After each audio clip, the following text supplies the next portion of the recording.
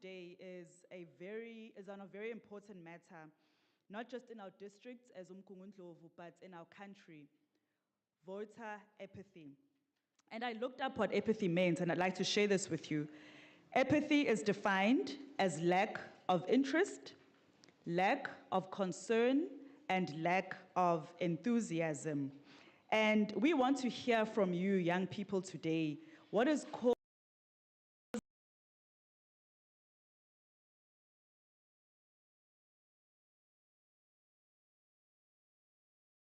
your participation is so critical in deepening and strengthening our democracy in the present and also in the future. Your inputs and your voices today, from what you will share with us, will guide and shape us as the IEC so we know how to engage not just with you, but the upcoming young people who are going to vote as well. But before we get started, we would like our host as Msunduzi, Mr. Deputy Mayor Mkize, to please come give us welcome remarks.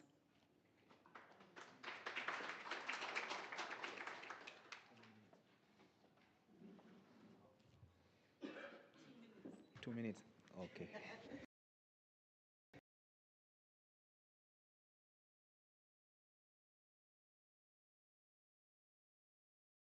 With us today, the youth leaders who are present here with us today, members of the media, all IEC officials who are present with us today, allow me to say all protocol is observed because I don't want to miss even a single person. Now, ngiyabuza la program director ukuthi banginika isikhathi esingakanani. Mine is just to officially welcome all of you, but there was time written there, so I don't want to spend a lot of time. So at the end of the day, I'm going to end up boring you with my long welcoming address. It is an honor for me to stand before you today and to welcome you to uMgungundlovu Youth Activation event. This platform brings together a powerful and a diverse group of individuals committed to one shared purpose, inspiring and empowering the youth of our district to engage meaningfully in the democratic processes that shape our future. We are gathered here today because we recognize the importance of youth involvement in democracy, particularly in fostering active and responsible citizenship.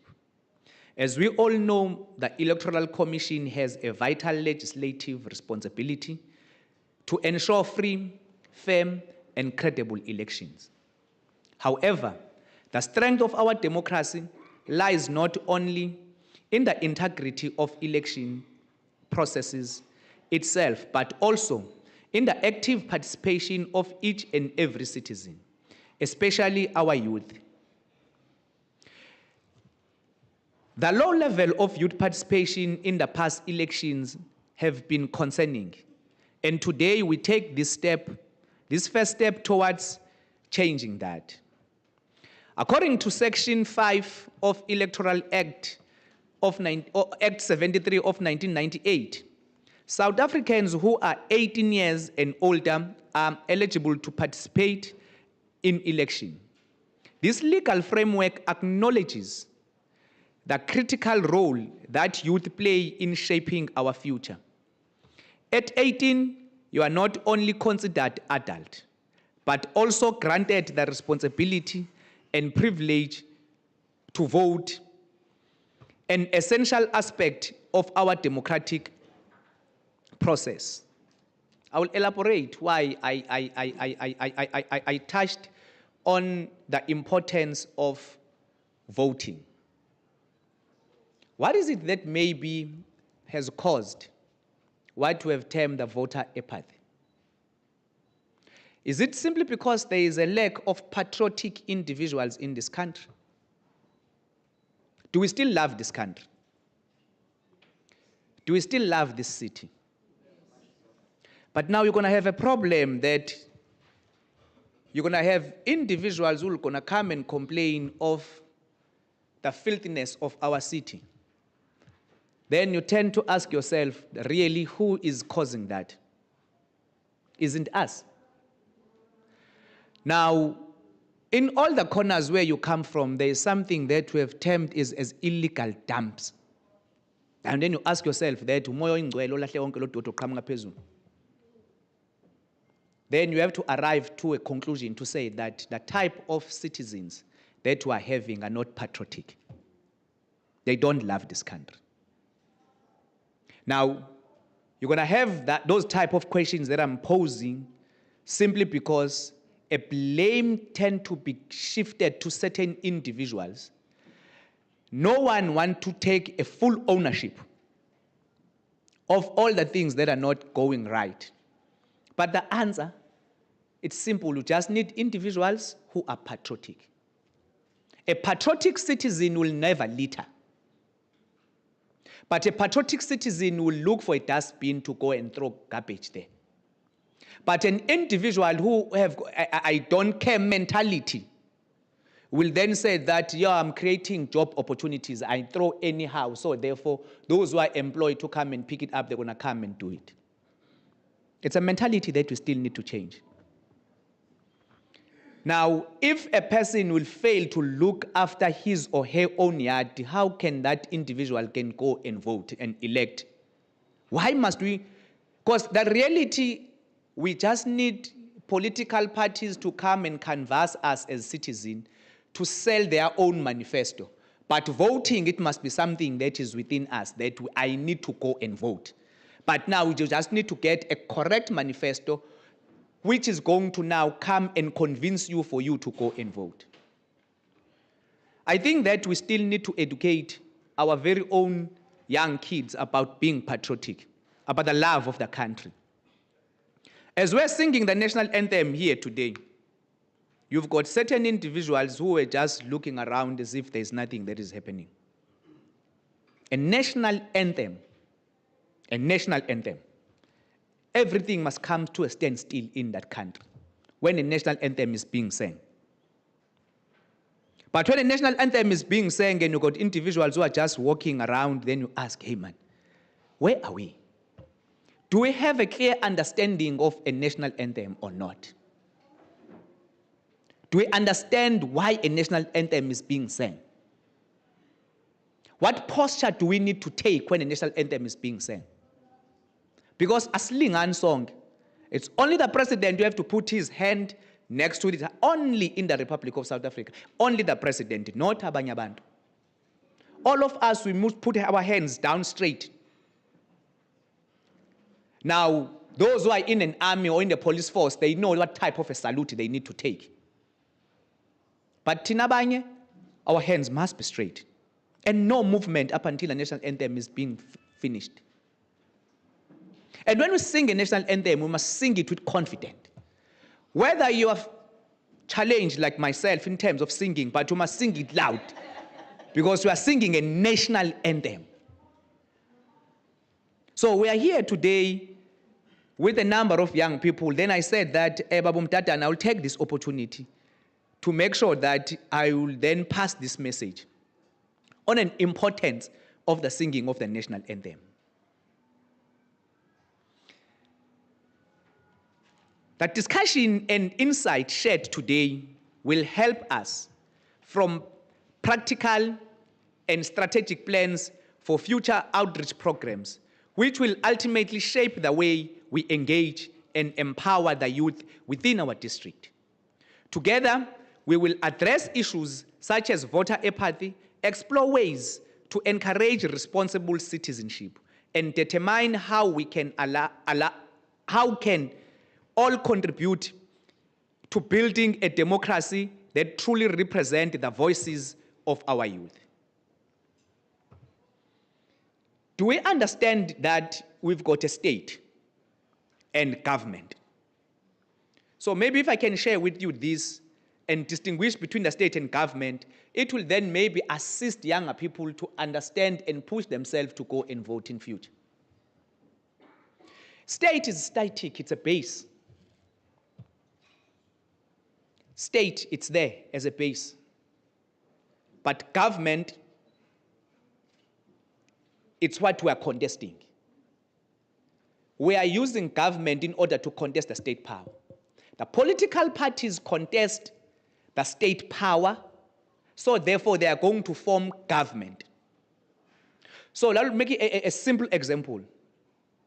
Government is like a bus or a vehicle that really requires the driver to drive it on a particular direction that the driver will deem it fit to take it to east or to take it to west.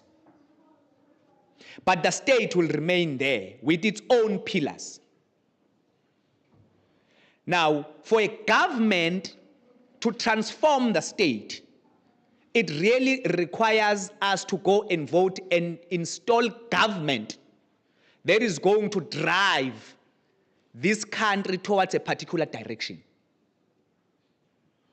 Now, the reason there are contestation every 5 years, it's simply because different political parties want to go and drive government towards a particular direction, of which government we must treat it as a bus that does not have a driver.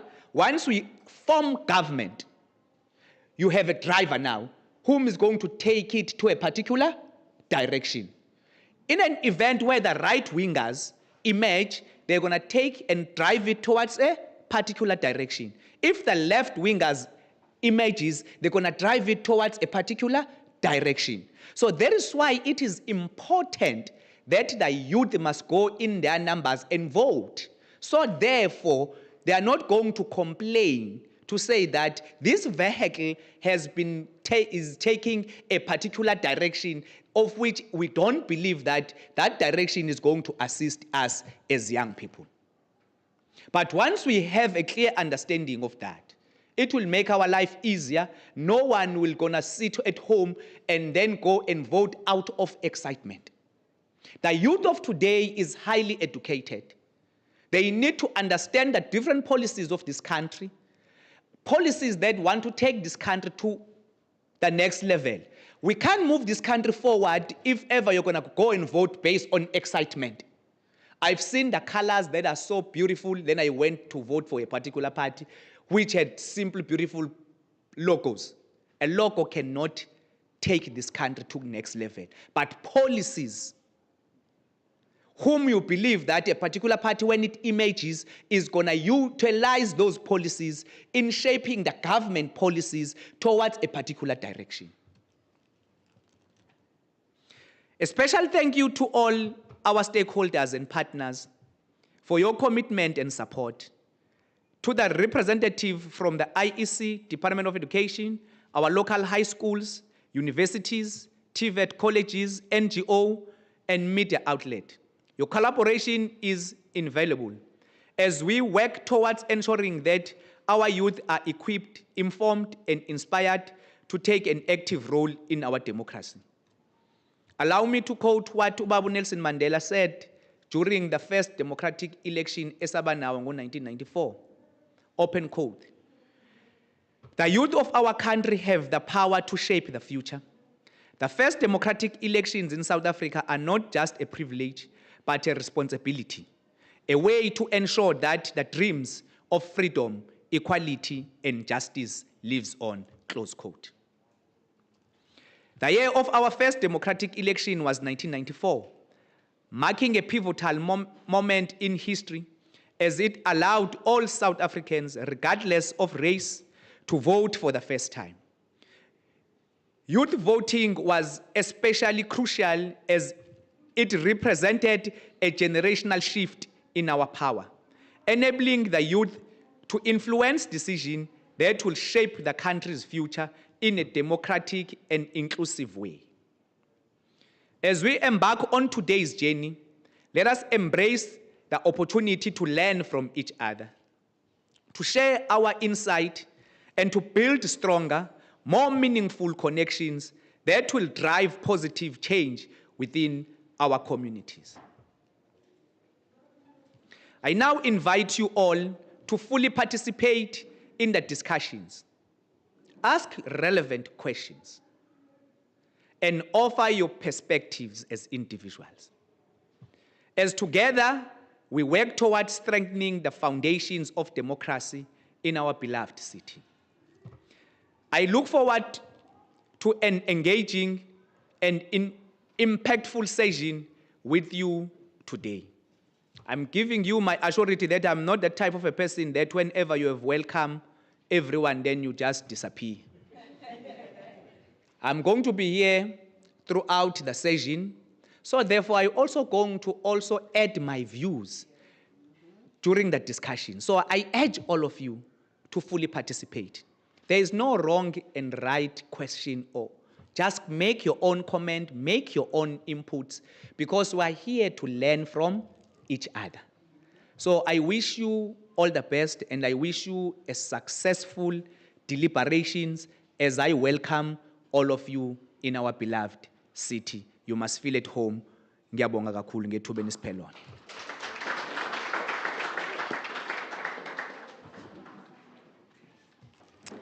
Thank you very much. That was exactly 2 minutes, Deputy Mayor. You know, from what you've said, there's a quote that I actually had written here, which I'd like to share, which speaks to lezi zinto kade ukhuluma ngazo. And it says, young people are 40% more likely to vote when they turn 18 if taught about the importance of elections and voting. And that's what we've come here today to do, you know, to encourage our young people to get the information so that they understand how important their voices are when it comes to election. And just in running our cities, do we love our country? Do we love our cities? Because that's what becomes important in driving our future and driving our present, is remembering that, do we actually love our city? Do we love our districts? Do we love our province? Do we love our country? And I'd like us to remember that throughout today's session, because it's going to guide how we think about what it is that we want to do, and how we think about what it is that we're going to do when we get out of here and go back to our schools, go back to our institutions of higher learning, go back to our communities. Do I love my city? Do I love my community? But with that, I'd like to ask Ms. Ntomfuthi Masinga from the IEC, to yena isikhulu se-IEC e-KZN. Hayi ngizwe kanjalo ukuthi azositshela nje about the purpose of this youth activation and other activations that the IEC does in ensuring that we understand the importance of voter registration and voting as well. Ms. Masinga.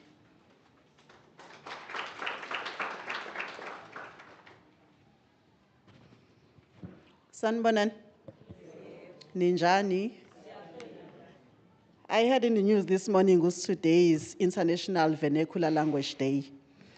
Unfortunately, we cannot speak yethu ngoba sizova nesingazwani sonke la endlini.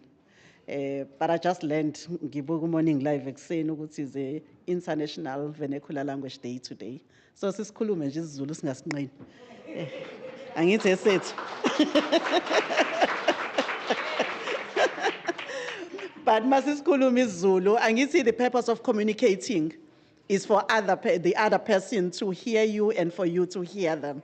So there is always a place for everything. Siyasithanda isiZulu sethu vele, but sometimes to ensure ukuthi siya communicator, which means I can hear you and you can hear me, it becomes important ukuthi we use a language that is going to be easy for us to do that. My name Nguntomfuthi Masinga. I'm the Provincial Electoral Officer for the Electoral Commission in KwaZulu-NATAL.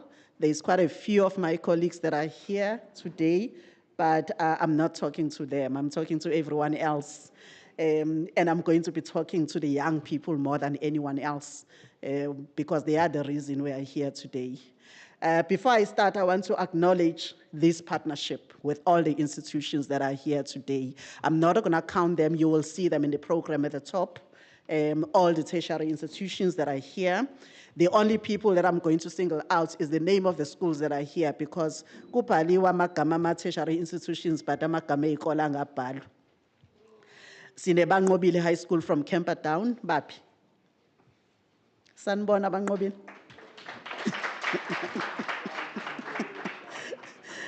Sine Mnyazaneni from Moy River. Sine Mlulama from Richmond. Abasemarisbek bathe ayikho high school but kune Coastal College. No, thank you very much. I always get excited to see young people. The reason I get excited is because Kabazela, I always worry about people abaqala ukuzwa ukuthi ba ama-leader sebebadala. Because you have no experience of being a leader.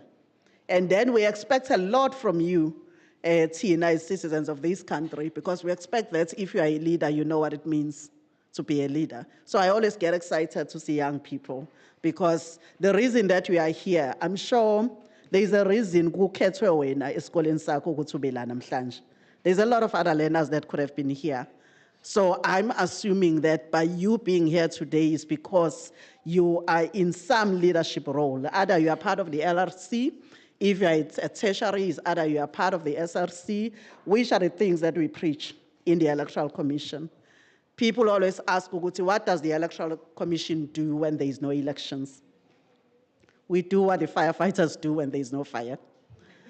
We oil our machine, we entrench our programs on the ground. One of the most significant functions of the Electoral Commission, as one of the Chapter 9 institutions of our Constitution, is to entrench our constitutional democracy as a country. Now, how do we do that as an institution? We do that by making sure that we work with people that ordinarily work with communities where we come from. We work with organizations, NGOs, faith-based organizations, and tertiary institutions and schools in trying to entrench the culture of responsible citizenship. We always don't want to talk about it as civic, as voter education. We talk about it as civic and democracy education. What does that mean? It's a program that tries to build a well-rounded, responsible citizen. I heard a deputy mayor saying a patriotic citizen. All those adjectives go together in terms of what we are trying to do in this country. Elections are an event, they are a once-off.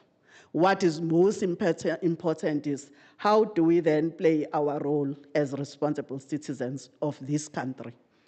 You may start to vote at 18, but the culture of being a responsible citizen starts way long, way before you can start to vote. Little things that we do to demonstrate that we love our country, we want to see our country work, we want to be responsible citizens. We don't have an option. We can't leave this country and go anywhere else. This is the only country that we have. And the responsibility to make this country work rests with all of us, with little things that we do in the little corners where we are. It starts with us making ourselves available to be elected, to be part of Learner Representatives Council. What are you doing by doing that?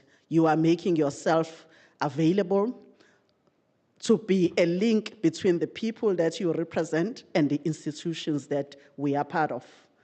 We do that by being part of governance structures wherever we find ourselves. If you are parents, we take interest in what is happening in the schools where our kids go, and we demonstrate that by becoming available to be part of school governing bodies, because that's a governance structure. We go to churches. There's politics everywhere. And yes, we know what politics is. Politics is about how power is shared. There's power in every institution that you belong to. In the church, there's power. You make yourself available to be elected, to be part of that structure that governs that entity that you find yourself in. So politics is not only about being a politician and being in government. Politics is about being part of the bodies that make sure that power is shared within every structure that we find ourselves in. Is the form of making ourselves heard as people who are part of that formation. Even if you are part of the Community Policing Forum, you are a responsible citizen that has taken interest in the safety of not just your family, in the safety of the community that you come from.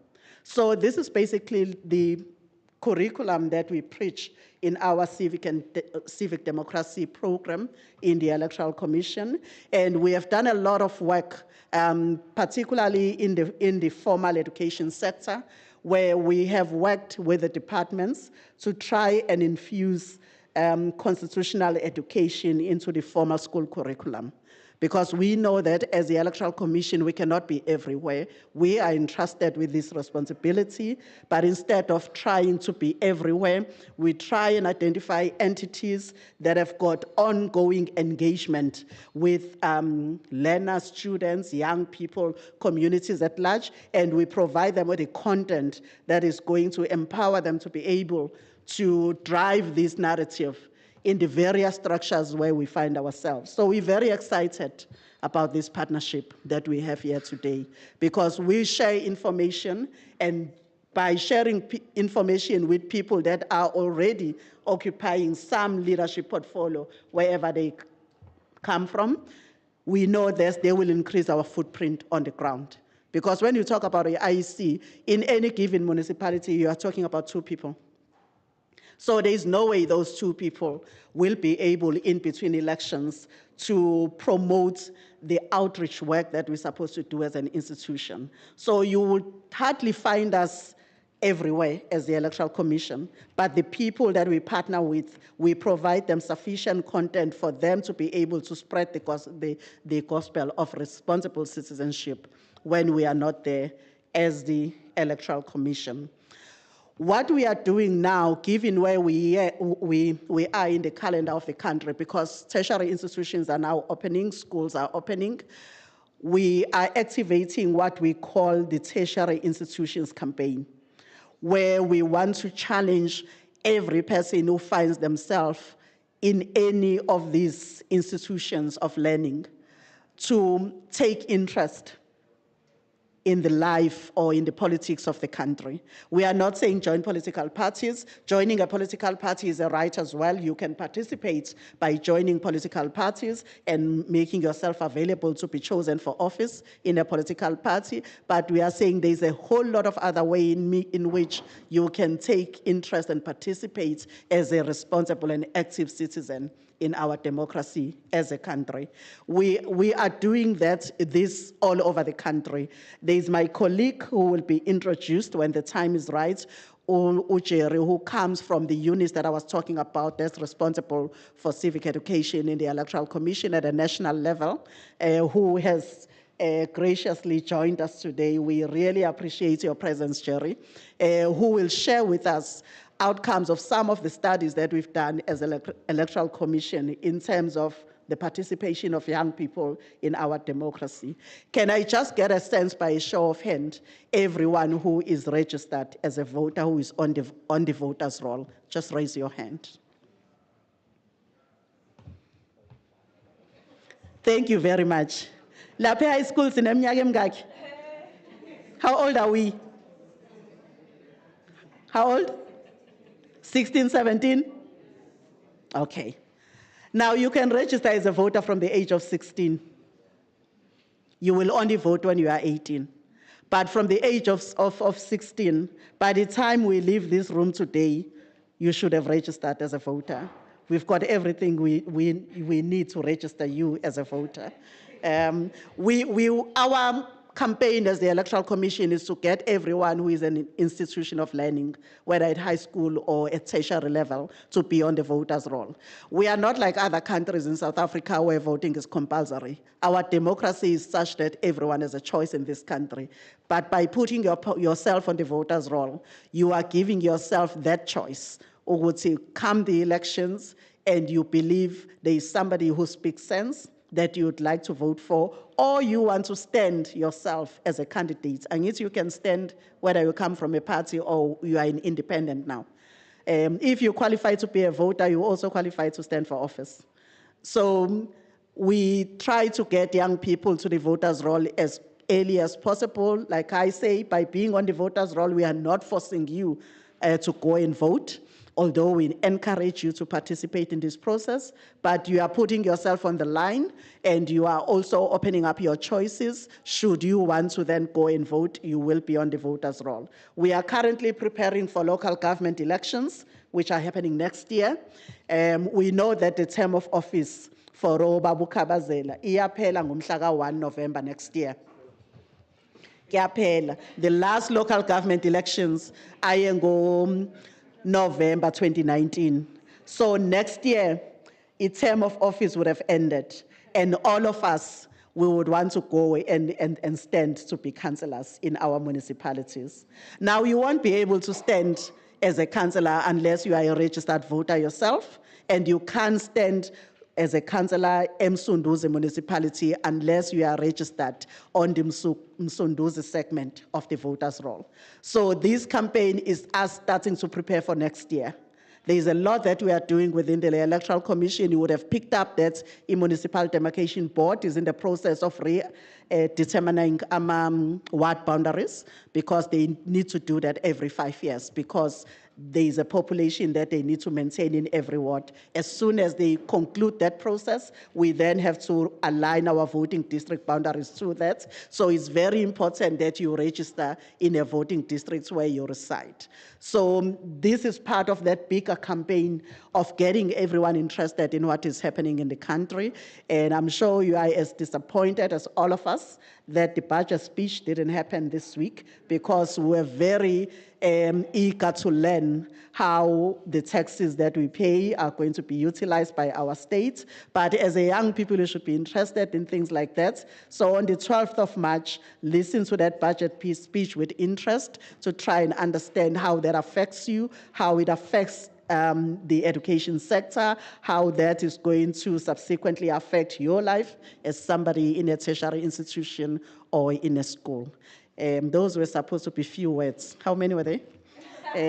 That is me explaining the purpose of why we are here today, and again to thank all the institutions that have partnered with us, and hopefully this is not going to end here, because people that are attending are leadership in institutions. They are go back and spread the gospel within the institutions that they come from. Thanks, Anel.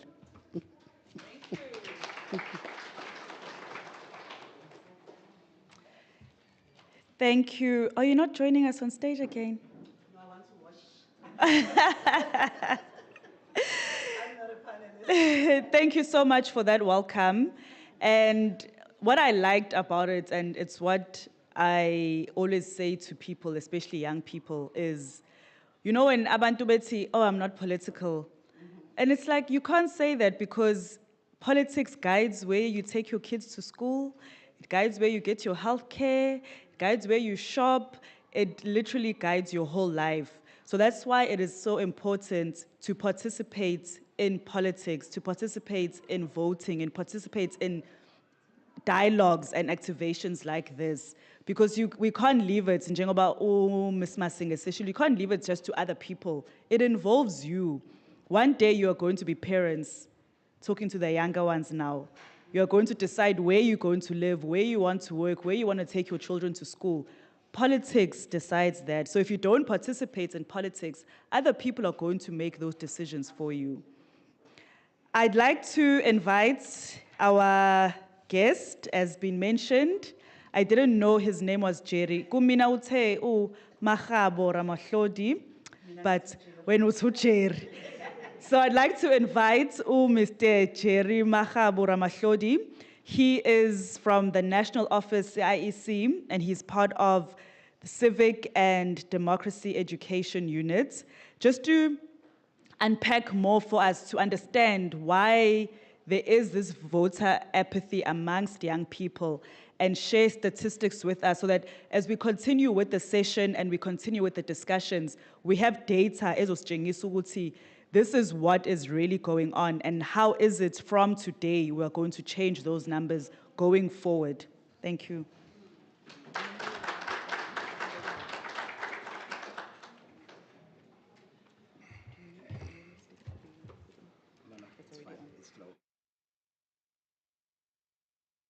Thank you very much, Ms. Anele.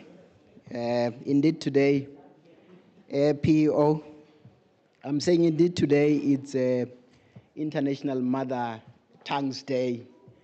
And I've read somewhere that isiZulu is one of those languages that are mostly spoken in South Africa.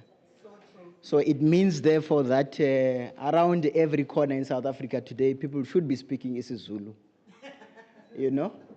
I think it's important to acknowledge, colleagues, that for these languages, our mother tongue, to be recognized as official languages, it took people to participate in democratic processes such as elections, you know. It's one of those milestones that we can attribute to the participation of people in electoral democracy. Let me greet our Deputy Mayor, Mhlonishwa, and of course the umphathi to our IEC lapha KZN. And of course, I've seen a group of colleagues in the corner there, fellow panelists, as well as our students, you know, and learners, and everyone present here today. Let me stand on your protocols, PEO. Now, both of you, EU, Deputy Mayor, and PEO, have actually covered my presentation. So what I'm going to do is to unpack what they were saying to you. I've prepared a slide presentation because I'm talking figures today. And for you to be able to get to, you know, see the picture, it's better that you also have the benefit of a slide. Can we assist with a projection of the slide there? It doesn't seem to be projecting. I still have the holding screen projected there. But while they are busy doing that, in my, you know, overview, I think it's important to acknowledge, you know, that voting is a fundamental act of civic participation. Sorry.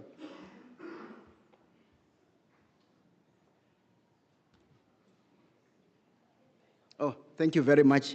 I think it's important to acknowledge that voting is a fundamental act of civic participation. So when we talk about civic participation, one of the key things that you can do as a citizen is vote. Without voting, you compromise your electoral democracy. Because, you see, voting is an act through which people contribute to democracy.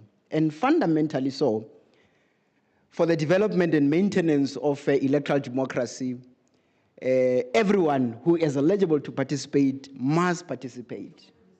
That is why PO earlier asked, by a show of hands, let me see how many of you in here are registered to vote. And of course, a group of young people there, now they are probably eligible to register a PO, and maybe they'll participate in the next national and provincial elections, or even the local government elections, of course, depending on their age at the time. Now, let's look at an overview of this participation. Now I'm going into the figures.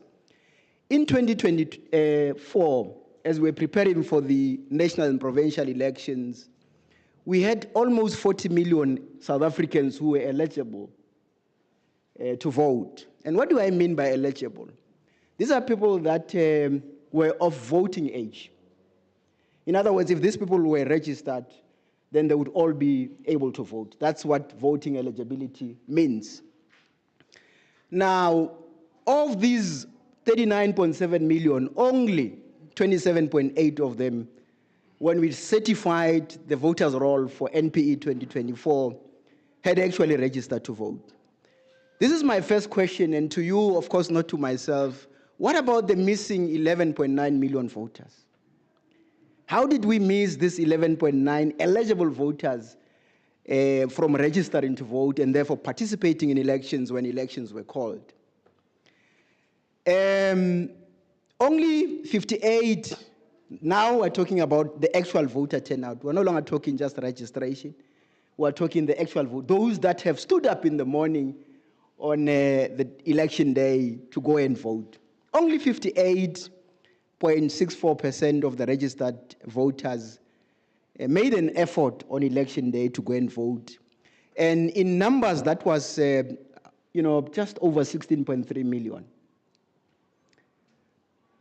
What happened to those between 27.8 and 16.3? What happened to those? Why did we not all go, those that were eligible, those that were registered to go and vote on election day? And of course, I'm glad that Mshonisha is here today. He's going to assist us to answer some of these critical questions, and we'll understand why these are critical questions. Now, let's focus or perhaps dwell now a bit on the young people, the youth, who are the guests of honor today. According to Stats SA, people under the age of 29 years in South Africa constitute 27.9% of the voting community. This means that at least 11.1 million young people under the age of 29 years are eligible to vote, or were eligible to vote in the May 29 general elections. But only 4.9, of these young people were registered. Now, my second question again, now talking to you young people in particular, is what about the missing 6.2 million? And I'm talking about those under the age of 29. I haven't even started to talk about those under the age of 35. Of the 4.9 million registered voters in that age category, that is below the age of 29, only 2.4 million of them actually voted. Was that a good thing or was that a bad thing? I think that you can answer yourself looking at what we have currently in the country. We were unable to deliver the budget speech this week. You'd think that not participating would not have impacted something like that. It has, actually. It has. The reason why we were unable to deliver a budget speech this time around, ever since the dawn of democracy in 1994, is because of people not participating in elections. Now, you must begin to contextualize that so that you can understand the real impact of not participating. For the first time ever, we were unable to get a budget speech. We don't know where we are sitting as a country in terms of our budget allocations. And the budget we're talking about, these are monies that were collected from us through our taxes. There are people sitting with their money, they are unable to tell us now how that money is going to be allocated to provide basic services to ourselves. Now, you see, when you unpack it, you realize the impact of not participating. And then let's look at this is now a graphical presentation of what I was saying. For instance, when you look at that age band, those under the age of 19, only 27% or so of them were registered to vote. And then you go up to those under the age of 29, the number is about 40% or so. And when you look at this particular graph, you realize that it looks like from the age of 40 and above, the numbers are actually quite impressive. So the issue that we're sitting with as a country, it is not so much the adult population, but it's the youth population that is a problem, where a participation in our democratic processes is concerned. The question I ask you, young people, is where is the problem? And perhaps today, like I indicated, Deputy Mayor is here and other colleagues, of course. Let me not put too much pressure on him. Other colleagues are here as well. So, because if you really look at these statistics, we are looking at the voting age population, those that are eligible to vote, and those that actually registered. You'd realize that from the age of 40 there, we start going in your 70 to 80%, up to 90%. But anything below that, we are looking at around your 20, 40% or so, which is not impressive. And therefore, it means our greatest challenge lies with the young people. Look at what happened when we compare the registration for LGE 2021. LGE is the municipal elections for the 2021 general elections, as well as those that we recently had, the May 29 elections. Something fundamental happened where this particular age cohort is concerned. That is the age 18 to 19. For some reason, from LGE 2021 to NPE 2024, there was an exponential increase of young people that registered of 226%. So what we did as the Electoral Commission, we intensified a lot of our civic and democracy education initiatives. You would have, if you do, have presence on social media, you would have realized that the Electoral Commission, as we were preparing for NPE 2024, we were very, very active on different social media platforms. And indeed, we did not achieve this particular milestone alone. We had strategic partners, a PO that we worked with, that assisted us, I beg your pardon, to achieve this particular milestone, 226% increase. Because when we went into LGE 2021, those in the age band between 18 and 19 who were registered to vote, it was only 169,000. But when we went to NPE 2024, that number increased exponentially to 550,000 because of the initiatives, as I said, that we took deliberately as the Electoral Commission with our strategic partners to ensure that we reach out to these young people. Umshonisha indicated earlier that you don't just wake up out of excitement and go and vote on election day. The manifestos of political parties must talk to you. So essentially, there is a big responsibility on the side of political parties that they must ensure that their manifestos talk to these young people. Because at the end of the day, it doesn't matter how much work we do as the Electoral Commission, as long as young people are not inspired to vote for a particular contestant, they will not go to the polls. Voter turnout is declining, and that is a concern. If you look at the 20-year period between 2004 and 2024, you would realize that it's on a steep decline. That is voter turnout. When we had our 2004 elections, we were almost at 80% voter turnout. So it means, therefore, if 100 people were registered to vote, 80 of those 100 actually participated. That was in 2004. But look at what's happening now as we go down further to 2024. I beg your pardon. Of the 100 people who registered to vote, now less than 60 of them participated. Again, we've indicated the issues that need to be addressed where this depressing reality is concerned. We can, carry on and compare election after election, election after election. But I think what is important, Pio, and what is glaring in terms of these statistics is that we need to put deliberate efforts, not only as the Electoral Commission being responsible, of course, for election management body in the country, but also every citizen who is an active citizen has to ensure that, for instance, today we have this discussion with yourselves. Make sure that when you get home, you share the message. UPO earlier indicated that per municipality there are only 2 officials in the Electoral Commission. So there is no way that we can have wall-to-wall coverage of voter education. So what we rely on as the Electoral Commission is structures such as this one, is events such as this one. Because when we share information with you, we hope that then you will go and further share this information in other structures where the Electoral Commission may not necessarily be represented. For instance, we've got RCLs, your Representative Council of Learners. When you get to school, ensure that you talk about this particular intervention. EIEC had invited us to a youth event to talk about voter apathy. And the figures are not impressive.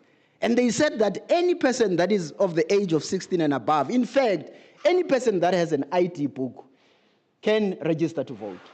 So because there are elections coming next year and then 2 years later for NPE, you encourage your fellow learners to register to vote. I know the situation, colleagues, is not only at general education and training band. In other words, not only in basic education. You go to higher education, where we are running this tertiary institutions campaign, the issue is the same. You look at voter turnout in SRC elections, for instance. I remember when we launched the tertiary institutions campaign about 4 years ago to the Advanced University, only 20% or so had participated in the election of that SRC of the SRC of that particular year. You can imagine 20% at a varsity level. All right. I Again, I think what we have realized as the Electoral Commission is that we often talk to young people as though the only participation they can make in electoral democracy is through registering to vote and go and vote when elections are called. And I think it's a fundamental error that we've been making. Because as much as you are eligible to vote, you are also eligible to stand as a candidate when elections are called. If you qualify to vote, you qualify to be a representative of people in government. But for you to be able to do that, you've got to then stand up and say, I'm available, and have the right credentials to take this country forward. I think that is very, very important. The manifestos Umshonisha was talking about would come from such people who rise and say, I'm a young person, but I feel there is a difference that I can make, either through affiliation to a political party or on your own as an independent. Because right now, you'd know that our Electoral Act has been amended to enable an individual to stand as a candidate for elections, not necessarily on the basis of being on a party list. In other words, not necessarily on the basis of belonging to a party. But you can do that even on your own. However, although I'm in KZ, and this is going to sound like Greek to you, together we can achieve more. So what we must try and do is to try and, let these formulations are very important. The structure. I'm not saying go and belong to this party or that party. I am saying to you that together we are stronger than when we approach things as individuals. So my point here is that young people must know that participation in electoral democracy is not only limited to just registering to vote and vote when elections are called. You have an equal right to then stand as a candidate, either through a party list, in other words, by belonging to a particular political party, or as an independent, and contest elections. You look at the picture now in Parliament. In the recent 2024 electoral cycle, although voter turnout was highly low, significantly low in other words, youth participation in politics has taken a shift, and see this shift now. During the 6th Parliament, again now we're in the 7th Parliament, that is 2019 to 2024, we saw 9% of members of Parliament or MPs comprising of young people between the ages of 25 and 35. How many people do we have as members of Parliament currently in South Africa? It's 400. Now, of the 400 members of Parliament that we have, only 36 of them were between the ages of 25 and 35. When you look at the population in South Africa, more than 60% of the population is made up of young people. Look at that representation. You get my point. Young people constitute more than 60% of the population. Yet, where critical decisions are made in Parliament, policy decisions, only how many of them are there? Only 36% of them are represented. So it means, therefore, there is a gap for young people to then rise and close that particular gap. Now, in the 7th Parliament, we still see a fair increase, of course, of young representation in Parliament. This is seen in the 3%. Listen, 3%. And now I'm talking young people.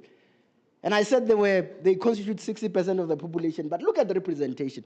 Only 3% and 16.8% of MPs fall between the ages of 20 and 29 and 30 and 39 age groups, respectively. In other words, you only have 12 people in Parliament, members of Parliament, who are between the ages of 20 and 29, and we must give them a round of applause. I'm not sure how they got it right, these young people. Thank you very much. So what it means, therefore, is that there is room. It's possible they have done it.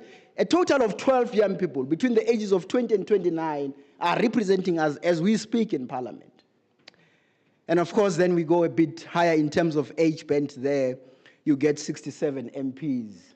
This is a milestone because ever since the dawn of our democracy, we've never had so many young people represented. Yet I'm talking represented out of how many? 400 members in total. So we have not even reached 50% as young people. I regard myself as a young person, although I'm 50 years of age. I don't know why. I always say when I talk that we are not well represented. It means I'm young at heart. Eh? All right. Now, why is youth representation in parliament important? Youth have a lot of issues that they need addressed at the national level. A lot of things that can only be corrected at that particular level. If there's an issue that's put on the table in parliament where your voices are not represented, how is it that your issues or aspirations will find expression there? In parliament, they vote for, uMgungundlovu will tell you that even at local council, they vote for issues. When there is an issue that they can't find each other, they vote for these issues. Now, in every given situation, there is no way that young people, with that representation, really, that they can have a stronger voice. All right, let me go to conclusion. Why is voting important? Do I still even need to answer this question, Pio? Why is voting important? Voting is important, of course, firstly because it's a fundamental constitutional right that all South Africans have. It was put in the Constitution because black South Africans did not have this right before 1994. Maybe we need to remind each other, colleagues, that this was a right that was earned through the blood and sweat of a lot of people. So it is important to vote firstly because it's a fundamental constitutional right. Of course, it does make a difference. That's question number one. Does voting make a difference? Of course, it does make a difference. It makes a huge difference. Because if people had voted now, we would have our budget speech. And we would know that now our allocations are sitting like this and that, and therefore we begin planning earlier in the year. That's the importance of having these things at a particular time in the year. When you delay these critical activities, you are delaying the actual implementation. Because right now, when we know we've got 20 million to go and build schools, we start with the plans now, but at the moment we don't know. We have to wait for a month to do that. So voting does make a difference.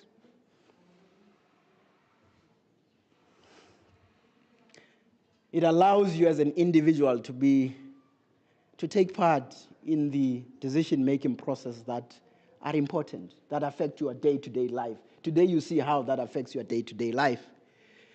So if you don't vote, what happens? Government shakes. I come from Gauteng, where I don't know how many times the mayor from Joburg Metro was changed. This one comes with a program today, and then they get changed because of coalition. Coalition is given birth by the lack of participation of people in electoral democracy. Coalitions, that's where they come from. If people don't participate in big numbers, then you end up with that. So what happens is that today we'll have this mayor come with his program, and then before the end of the week, because things didn't end, then they remove that mayor. Vote of no confidence, they bring another one. That's what happens when people don't vote. There is no stability in government. And South Africans, we really don't have an excuse not to vote, given where we come from. I said I'm young at heart, but I'm not that young. So some of these things, we have experienced them. History shows that democracies around the world are in danger if people do not vote as much as they should. And in thriving democracies, people vote in large numbers, and the people's voice remains supreme. So when people vote in large numbers, it means their voice is the one that determines the direction of the country. You did say, Sonisha, in closing, hashtag youth vote matters. Your vote as young people really would make a big difference in this country. If you want to get in touch with us, those are our details at the Electoral Commission. Sis Anele and colleagues, thank you very much.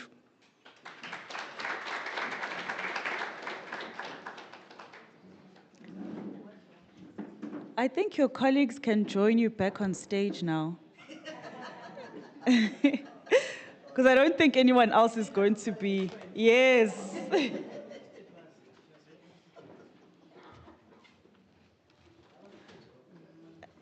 Mhlonishwa.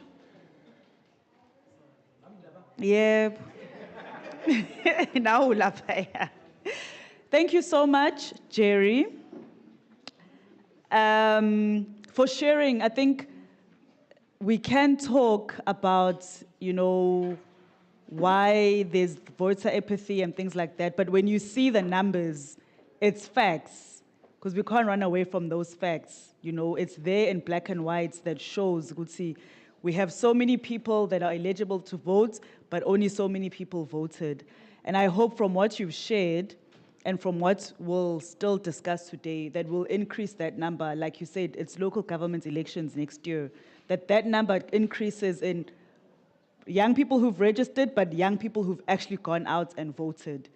And as you've also said, and Ms. Masing and I said, that as young people, you can also stand.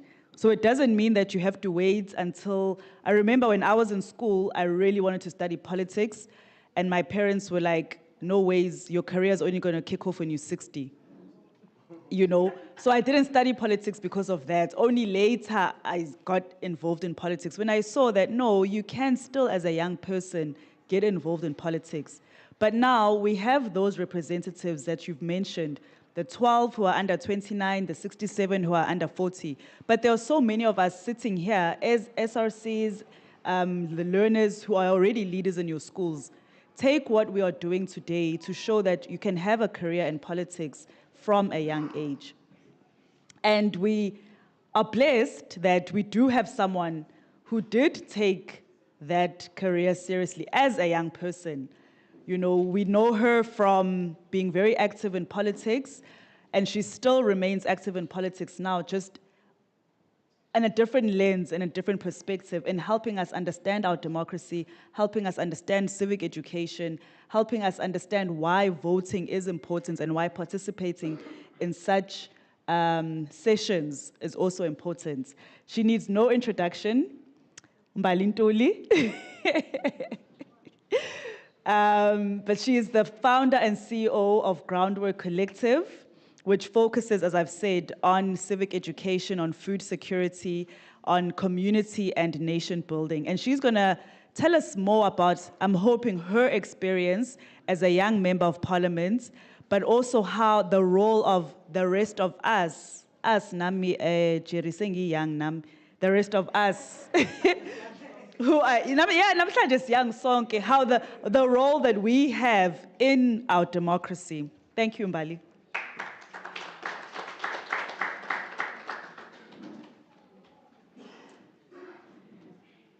Sanbanan, Injani. So a lot of what I wanted to touch on namhlanje has already been spoken about from all the different speakers, so I won't repeat that. But I think it's good because even though as Kokasanga, we all care deeply about our democracy and the role that Abantu Abasha can actually play in it. And I want to really focus in what I'm going to talk about really on the actual practicalities of Abantu Abasha and how they can get involved. Because we hear all the time very negative attitudes. Young people don't register, young people abavoti, young people say that they don't want to participate in their democracy. And that's true in some parts, but very seldom, and I'm happy that the IEC is having this event, namhlanje, people don't ask why is that the case. Now, we know that young people care about the issues that are happening around them.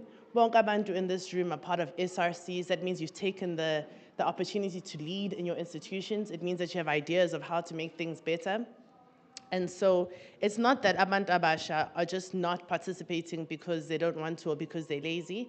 I think a big part is because asbabona baholi that are really resonating with us. And there are two things that we can do about that. Either we can say, okay, we don't like any of the political parties, asbathanda baholi asbabonayo, they throw chairs in parliament and they behave badly. Or we can decide that maybe it is our turn as young people to take the opportunity in this crisis of democracy esibonayo, kube thina who are going to be the leaders that we want to see.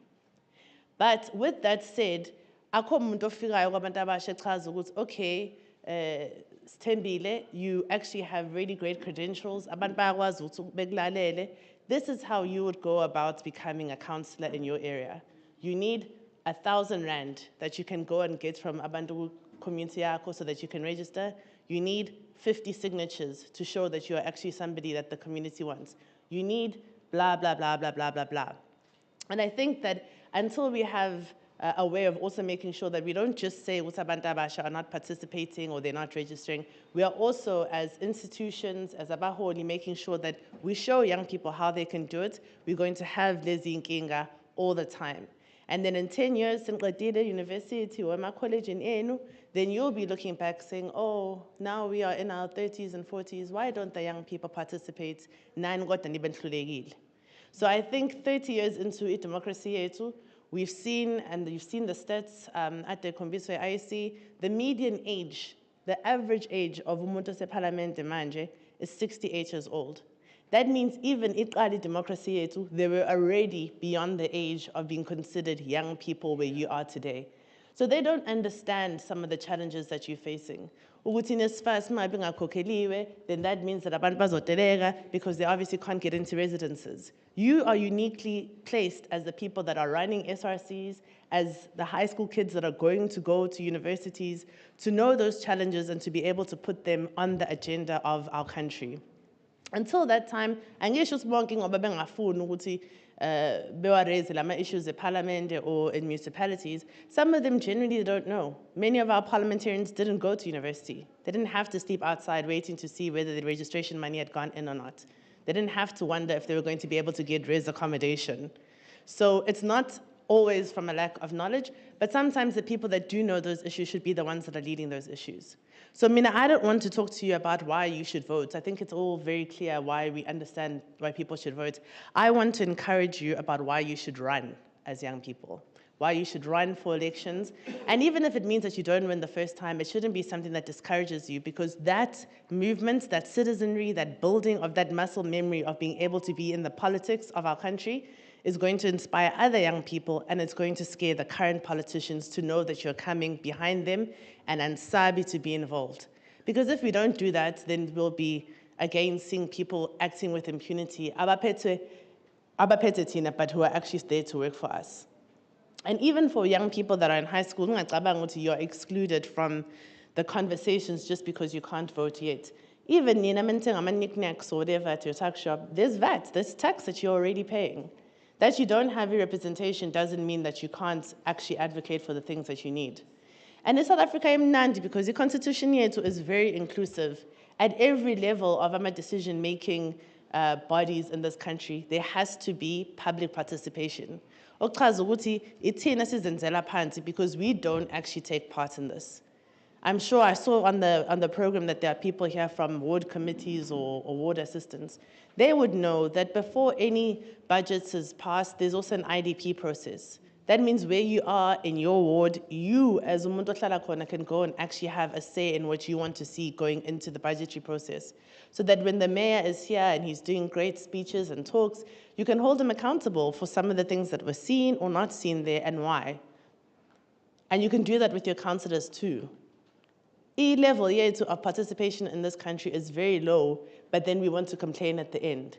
And I can tell you now, because I was in politics, at a student level, and then I was a councillor for many years, and then I was ilunga lesishayamthetho for 10 years.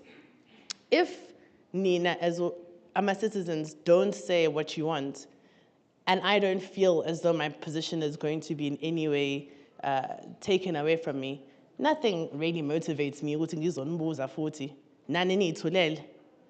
If nazuti there's no library in your community, but you don't say that you want a library, who should be saying that? Or if there's massive amounts of rape happening in the street that you live in, but you also don't take part with ECPF, Community Policing Forum, that you can all take part in, then who is supposed to make sure that the police are getting the resources there? And I think on one hand, it's because abantu don't know that these things are available, but you are all young enough that you can actually start now. And by the time you are able to run, or when you want to run, you'll probably know more than some of the people that are occupying those positions. So don't look at your age and think that it's because you're young, you can't participate. I assure you, judging by the people that I used to sit with around the table, many of you are probably already at the level that you could be councillors. So I want to encourage you.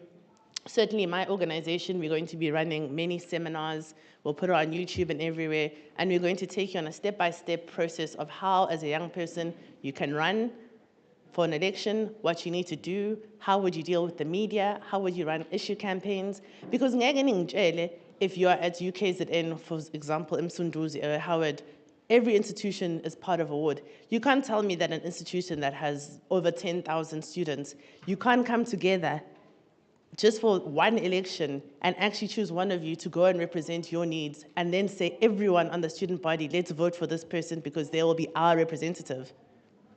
It can't be possible because in some wards, abantu babina by just 2,000 votes. And that's usually somebody who can actually just get around a couple of streets in their community.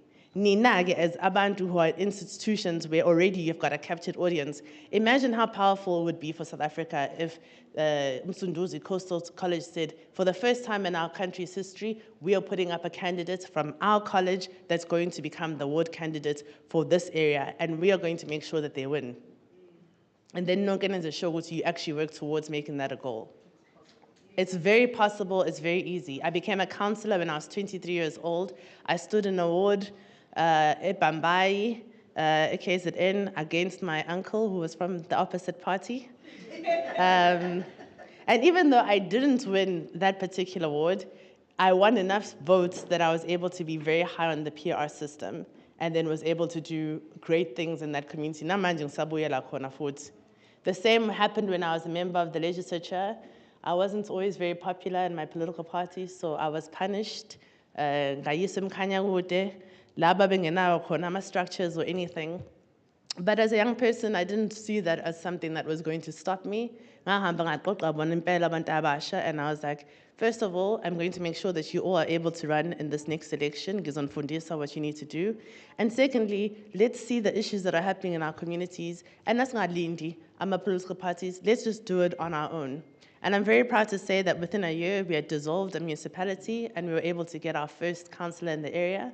And then in 2016, we were able to get 5 councillors, all young people in each one of those municipalities. So if and really as somebody who was being punished by a political party at the time, it really shows you is that if you're motivated and you're authentic and you go out and you make sure that other young people are with you, you can actually achieve those kinds of things. And I'm very happy to say that all those young people are still councillors. I'm no longer in the political party, but and they're making real differences in Paratin. So it doesn't always have to be a partisan thing or in those political parties. It can't be just about on this election, whether it's the EFF and the ANC or the DA or Sadesmo or PASMA, you all have the same issues at a tertiary institution. Don't let the politics of your national parties also dictate what should be the things that you're striving for at Campus Yen. And so I want to encourage you to be able to do that. The other thing is to really use these kinds of forums. I don't know about you, but it's not usual that you have a mayor that's willing to sit for the entire program. Usually, and then blue light brigade. But if you have the opportunity as young people, these are the people you should be connecting with. Nabo Dr. Tlongana, Nabo or Mama Singer. You won't get these opportunities. So don't just sit at your tables and think about, what the next test is next Friday. These are the people you should be connecting with. This is how you start in your politics. You go and you introduce yourself, you speak to people, and you learn from other people, regardless of the political party or affiliation or institutions, because they'll be the ones that will remember you and will be helping you to open those doors. So I also want to encourage you to don't think that because you're young, that these aren't the people that are also here for you. There are also people that you pay taxes for, so they also work for you essentially. And take advantage of that when you're in these kinds of forums. And just going forward, and I think Ubab Jerry had already explained this well. In our last election, about 52 that were eventually that ran in the election. Now, there'll be lots of discussion about why we think turnout was low, But I was feeling very, I'll always vote because but I was feeling very demotivated throughout last year's campaign of our political parties because I really didn't feel that there was anyone that's speaking purely to me. But that's also a very dangerous thing to think as particularly young people. That will tick every single box 100%. So every time you hear someone saying, oh,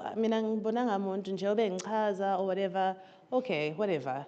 Not even your boyfriend or girlfriend.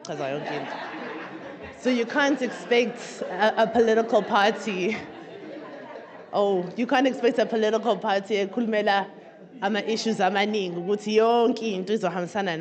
But if you don't make some kind of decision, or if you don't participate in these forums to actually force them to do what you want, complain. And I want to make it very clear for your generation. Right now, the unemployment rate is sitting at just over 36%. Most of it is young people.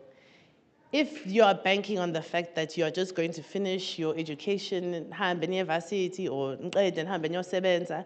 I am very sorry to tell you that the chances are very, very slim that everyone in this room is going to get a job.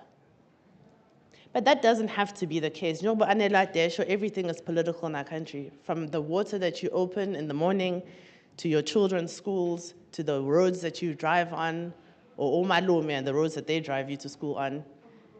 But the point is, if you're not going to make sure that you're actually having a say, you're going to be left out of the job economy. And abantu kluma about jobs just as dignity, but you're laughing about my boyfriend and girlfriend. It's very hard to have a girlfriend or a boyfriend. You can't take them out to Wimpy. You can't buy them Valentine's Day roses. So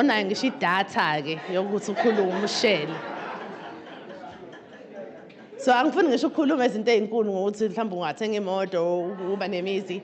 Just ukuthi ukwazi ngisho ukuconnecta nalowo muntu ombonile ube muhle kwicampus. You don't even have the data. And if you're starting to work or if you can't get a job, you still won't have the data. It becomes such a personal thing, this issue of the growth of our economy. And Tina, as young people who are the most affected by it, we leave it up to 3% of young people to go to parliament to fight for us.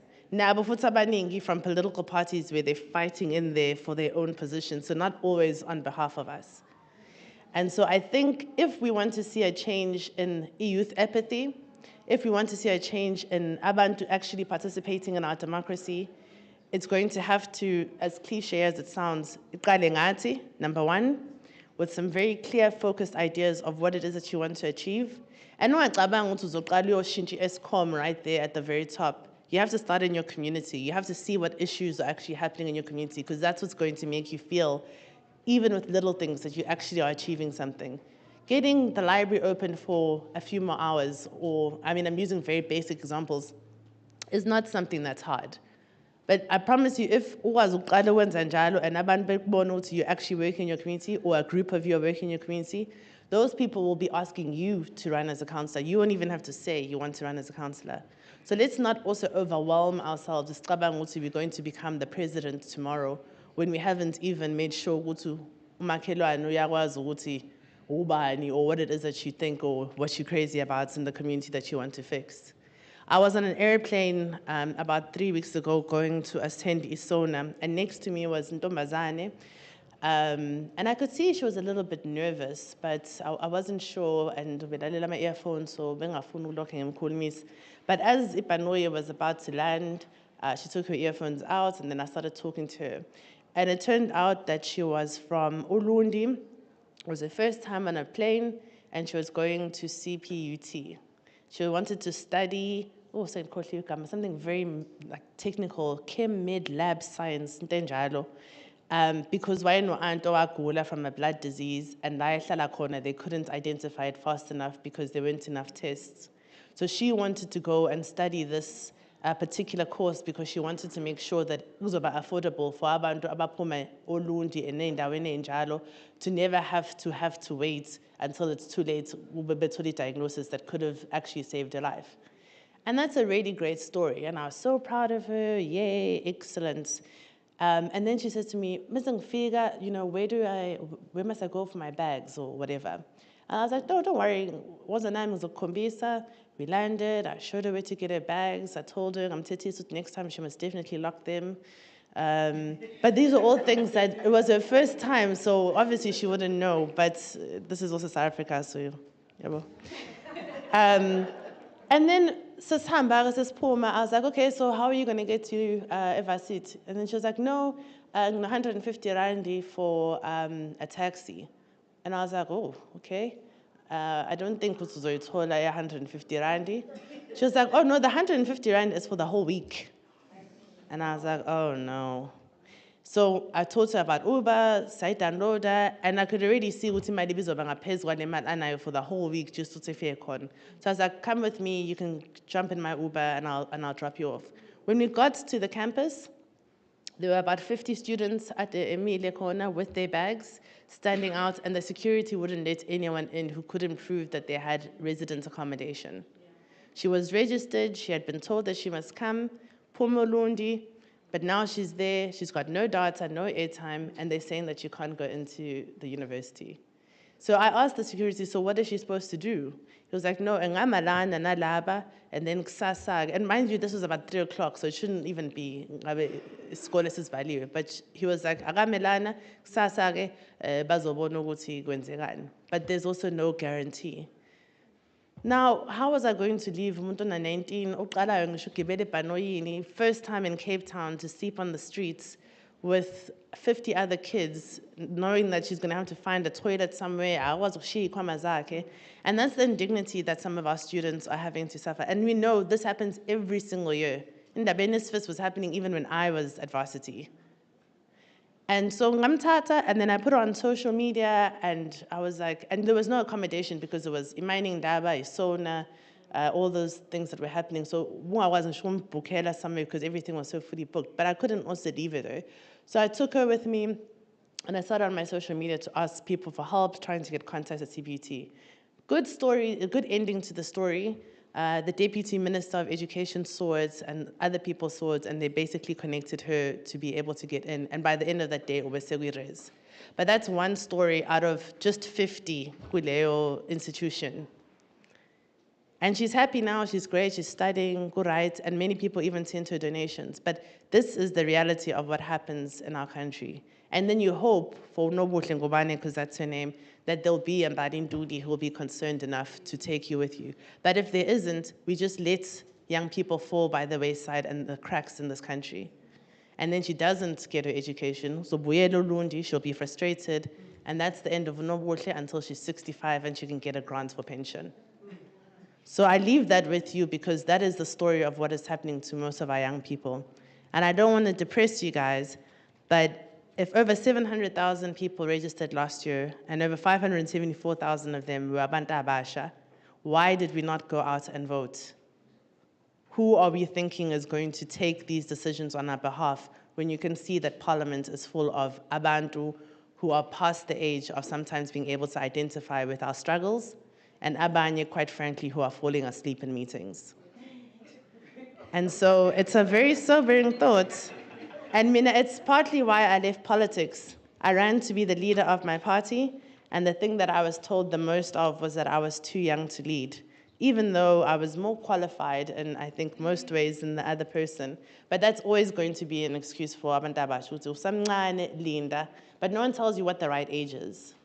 Unless you're a man, then you're never too young, mostly. And so I left politics, and I started this organization that I run.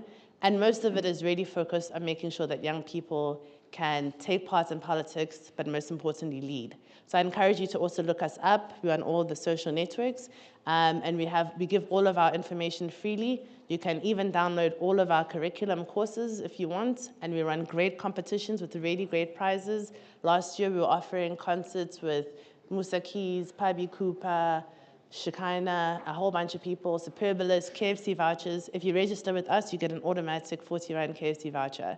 And all of these are trying to seem sexy to young people to get you interested in democracy. But I hope that in the next few years, kube yinto nje siyaziyo ukuthi as abantu abasha all the big four parties are running an award, we make sure that there's somebody that's running on our behalf too.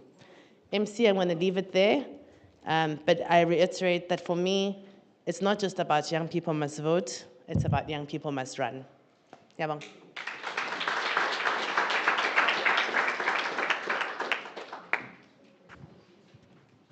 Nizwileke guys, angithi we're running. Hayi ngeke. Let me ask that again. Are we running? That's much better. And we're starting at our schools, we're starting in our institutions, and then local governments next year. We're running. Yes. And you know, from what Umbali said, and she did say it is cliched, but it really starts with you. A lot of the things that you are going to come across in life, uzobona ukuthi it starts with you. Studying starts with you. Getting that job starts with you. You know, getting help, whether you are physically ill, mentally ill, whatever it is, it starts with you. If you don't get up and do something, izinto ngeke zenzeke. And then we're going to complain and complain and complain. But when we know that we can do something, and I love the example that you used about already, Koma institutions, to sibaningi, we don't need to go out and find help and find support. Let's come together in our schools, let's come together in our institutions and support each other and say, you are the best person to run and represent us. Let's put our supports behind you. You know, we don't have to compete. We can collaborate and cooperate and work together. Because I think that's another thing that, I don't know, it's social media, esisifundisa lokhu ukuthi I must be better than this person, I must drive a better car than this, I must do a better degree. And then we don't work together because of that. And you can find ukuthi njoba sihleli lana, and I like that the learners, you come from different schools, but nihleli ndawonye ukuthi senzokwazana ukuthi ubani wakusiphi isikole, mase sihlangane evasithi, this is what we can do together, or even now. You know, so that power of collaboration, that power of working together can really get young people to be the force that you are in politics and in our government system. Kade sikhuluma. I'm sure we want a break, but before we take, we're going to take a 10-minute break, but before then, we've got an entertainment item from UKZN. It's a poetry duo. After that, can we please just take a 10-minute stretch break? We've got bathrooms on this floor, just around the corner. You can go downstairs, get some water, and then we're going to come to the really important parts of actually having the discussion based on what our panel has said, but also what you have been thinking about. Thank you. Do you need your own mic, or you'll just do it here? Sanibona. Nazi ke izaga bantabam. Lena incwadi engiyibhale ngoNembeza nekusasa labantu abasha. Elibalahlekele emhlaba ezinikela kuwe ngenhloso yokuthola injabulo. Abanye beze kuwe ngethemba lokubulala izinkinga. Bakhohle usingaphakathi kufa bona. Babe ngumngananga obusuku bavuka izinkinga sezandile. Ngenxa amanyala bebekade benza izolo beholwa nguwe. Wena wakhe ngabamhlophe kodwa abamnyama bakuthanda ukudlula abazali babo. Ngitshele ufakazi uthini ngomntombo baphuma amhla kubusa wena emzimbeni yabo. Inkinga siwaphenduka umngane ezidakamizwa abolala ikusasa labantu abasha. Wawukhona kuphuma isidumba thula wangasho lutho. Ngibona umamatheke ukuthi athanda kuchitheka igazi. Ngabe ngiyofika ngithini mina enkosini mangichaza ngawe angazi. Impela zonke lezi zibazi ziyogcwala inhlabathi kepha ukube ubungekho ngabe basakhona abadlandlamvana. Siladliwa zingwenya izinyana lemvuku acabaza iziba. Emhlaba awunoni. Ikusasa leNingizimu Afrika angisaliboni. Siyoze siphatha bokufika ngoba sizinikela kwezikafari izinkambi aniboni. Babeholwa nguwe babeholwa nguwe ongaphakathi bakwenza ngithe ngakaqedi ngisho ihayi inkondlo ngahlangana nowesifazane wathi niloba kanjani nangothando niloba kanjani ngento enayibulala ngicabanga ngenkanuko mina lokho kuyangixaka zolo ngahlangana nothando shwe silizodlala ngenhliziyo zabesifazane wathi kunokuphila esifubeni esinamali babesifazane abafele ethembe lothando lweqiniso wathi abesifazane besaba basangizilele endlini emnyama ngethiwa ngokuba nempilo ngakhe kabusha enhlizweni zabo namhlanje ke lube selobani ngothando lube neqiniso kunina mina ngisanithukuthelele abanye basangisibisa kubantu engabafanele ngenxa yemali kathi ke sengizoyiqeda inkondlo ngaphinde ngakhumbula sisabancane sisagaqa sinezibaze emadolweni aye emphefumulweni sisabonga lokho esinakho singafisi esingenakho nenhliziyo zethu sezinhle zicela uthando singazilutho ngenzondo sisaphila impilo yesintu siphila ngobuntu singenabangani singabangani nenhliziyo zethu singabangani ngoba niyasehlulela nisasifune sikutshalile nabangazi bathi uzenzile akhalelwa akhalela uzumekile benesipho sokuhlakanipha hlalipha nomqondo agcina ungikhambela ngaqala ngaloba izikondlo bathi sengiyahlanya ngizama ukubeka umbono ethi wacha nawuphilanga ekhanda ngoba masizama niyasehlulela izindle ezodaka impela kepha kusekhaya lana ukuthi anazi kwalenkondlo bengiyibhala ngikhanyisa ikhandlela usizo lwani ngempela impilo yami icile enhluphekweni anginalutho nasephaketheni sengahlale ngiziphathela usheleni ngethemba lokuthi ke nami ngithi ngiphila njengosheleni abanye mabe ngibuza njani empilweni abanye bathi umhede mhlawumbe nami kuyongilungela empilweni yebo ngiyavuma ngikona ngikazi ngilibhade esontweni kepha mina bengingaphuthe emthandazweni mina benginokuphanta ngingaphante ngidlala ukuphephela emthandazweni cha lempilo yami ehlukile nasemeveni kuze kube manje ngiphumile enhluphekweni emphakathini sengaphenduka inhleka abayeni nasekhaya sengakhetha ukuhlala esitulweni ngakho ngisebenzelanga ukuhlalela ethembeni bathi impilo yahamba la ngaphandle kodwa yami ibhaje enhluphekweni ngaze ngizophila ngani ngoba ngiqedanga nasesikoleni mina bengiphila ngo350 nabo bungangeni cacile ukuthola usizo lophela mhlangele endlini yokugcina lezi zinto zodaka impela kepha kusekhaya yabo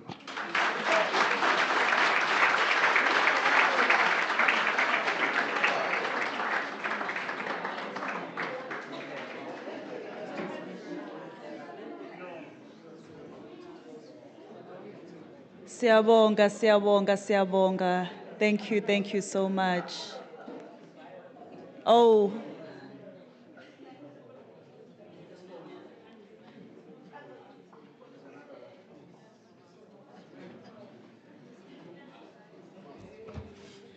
Sanibona. Ninjani? Igama ngusibonelo ngwakaNgcobo ngiqhamuke UKZN. Ngizothanda nje ukuphuma esihlokweni kodwa ngizobe ngisakhuluma nabo bonke abantu abangaphakathi. Ngizohaya inkondlo evusa abantu abasha evusa wonke umuntu okhona ngaphakathi. Ayigxilile kodwa abantu abasha kakhulu. Ithi kanjena ke. Kungekudala lo mhlaba ngizowugoqa. AbeZulu ngizobaqoqa. Ngoba kancane kancane kumina abantu bayaqhela ngekudala lo mhlaba ngizowugoqa. AbeZulu ngizobaqoqa.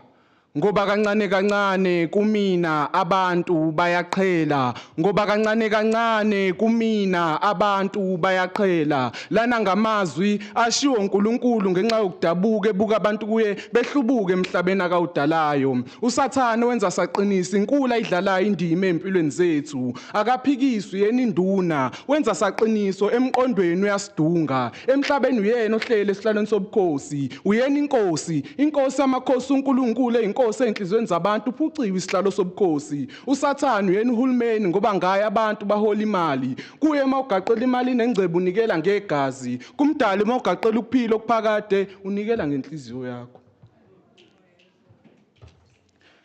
Lendoda enguSathane ayinawo amandla kuphela inamaqhinga ukhona uSomandla onamandla ongumnini mandla onke esikhuleka sicela kuye konke owadala izulu nomhlaba nakho konke ukuthi uSathane usenebandla lakhe thina kuyasimangaza ukuthi kuyoba khona izimvu eziluswa nguye thina sasingazi uhlungumeza umphefumulo yinyama negazi kucishe kwavala ngehlahla emhlabeni ibhokile icorona ethi uyawugoqa emgaqweni ngeengozi sivikele ophezulu eyinkosi ngekudala lo mhlaba ngizowugoqa AbeZulu ngizobaqoqa ngoba kancane kancane kumina abantu bayaqhela ngoba kancane kancane kumina abantu bayaqhela sicasha ngoNkulunkulu noma sona singabonwa yena esibona athi ngiza kunithethelela izono zenu maniziletha ezingolesine zezulu niyakubeletha emaphikweni ami niyakukhusela zeninganethwa ngoba ngekudala lo mhlaba ngizakuphetha okanonga obhubhisa ngamanzi wena uke ngiyawubhubhisa ngomlilo nhlangothi zonke kube qhuma isililo nibuzana nithi uphi lo wasifela ezosivikela kodwa nina nanimkhaphela ngamacala angawenzanga nanimsulela. Ninesikhathi sokusebenzela imali kodwa naso isikhathi sokusebenzela imphefumulo yenu ngoba imphefumulo yenu iyona edinga indawo ezulwini ingekudala izobe izulazula ingesenayo indawo ezulwini. Wena bambelele enkosini ungasuki kophezulu ungagodluki noma kushabalala amagugu akho wathandayo kodwa uthi ngiyamazi ngimthandazayo izophendula inkosi engiyikhonzayo ngaphambi koba ukugoqo lomhlaba abezulu baqoqwe thatha ithuba usondeze kuNkulunkulu wakho ngoba usuka silazi lapha inyanga iyophenduka ubumnyama inyanga iyoba yigazi ulwandle libe umlilo kube ufakazi kokugoqwa komhlaba kube ufakazi kokuphethwa komhlaba kungekudala lo mhlaba ngizowugoqa abezulu ngizobaqoqa ngoba kancane kancane kumina abantu bayaqhela. Ngiyabonga.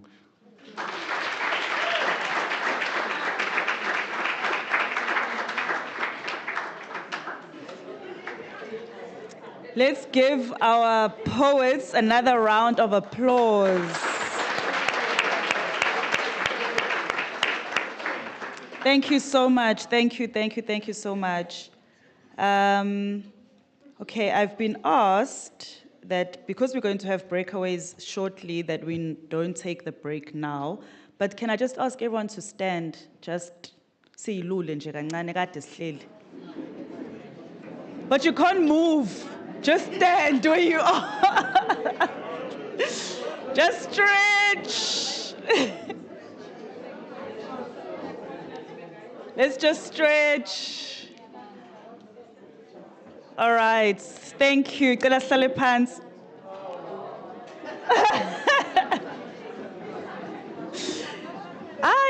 Sazothatha i-break, so abaphathi bami bathe cela singayithathi the 10-minute break.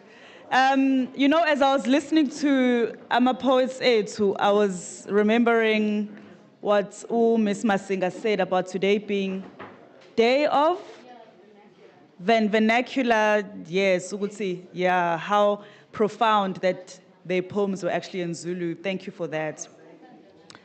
Okay, so we have now come to what I deem as the crux of our activation and dialogue. We've listened to the older and more experienced people, but today it's about hearing from you guys as the young people. And so in this part, we're going to invite you, where you are, to please share with us.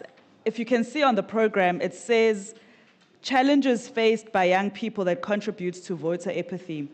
So based on when you knew you were coming to today's session, from what has been said by our speakers, if you have any questions, if you have any comments, and you would like to share those, we do have scribes who are going to take everything down so that we don't miss whatever it is that you have to share, because we really want to hear from you. So this is the time where we want you to raise your hands, to raise your voices, to share what it is that you think are the challenges that you face, maybe as an individual, or you know in your school you face, or you know in your community or in your institutions that you face. You know, and maybe it's not just about voter apathy, maybe it's about, like Umbali was encouraging us to run, is how is it that we can get more people to run for SRCs? How is it that we can get people more involved in, what do we call them, these groups and organizations on our campuses or in our schools? How is it that we can get young people to participate in the different activities that are presented to them at schools? And as you think about this and as you listen to what our colleagues and our friends will say, on the program again, you'll see that we're going to have breakaways where we would like you to break up into separate groups, and please try not to be just DUT or UKZN, try and mix. The two groups will be focused on the one group, strategies that contribute to increased voter registration. So what would you think needs to be done to increase voter registration? And then the other group will focus on what can be done to increase voter participation. So as you're listening to the comments and the challenges and even ideas that we may have, please also think about where do you feel you can fit in when we do the breakaways. So I don't know if we've got roving mics. if someone can help us, and if you can just raise your hands. If you have a question, if maybe you have a question for a particular panelist, please say so. If not, you can just say I have a comment or a question in general, and we'll take that question and comment. We'll take 3 hands at a time, and then we'll get responses, and then we'll do that again. Please don't be shy, this is about you. Thina singakhuluma la, sikhulume. But if we don't hear from the young people, then we wouldn't have been successful in what we came here to do today.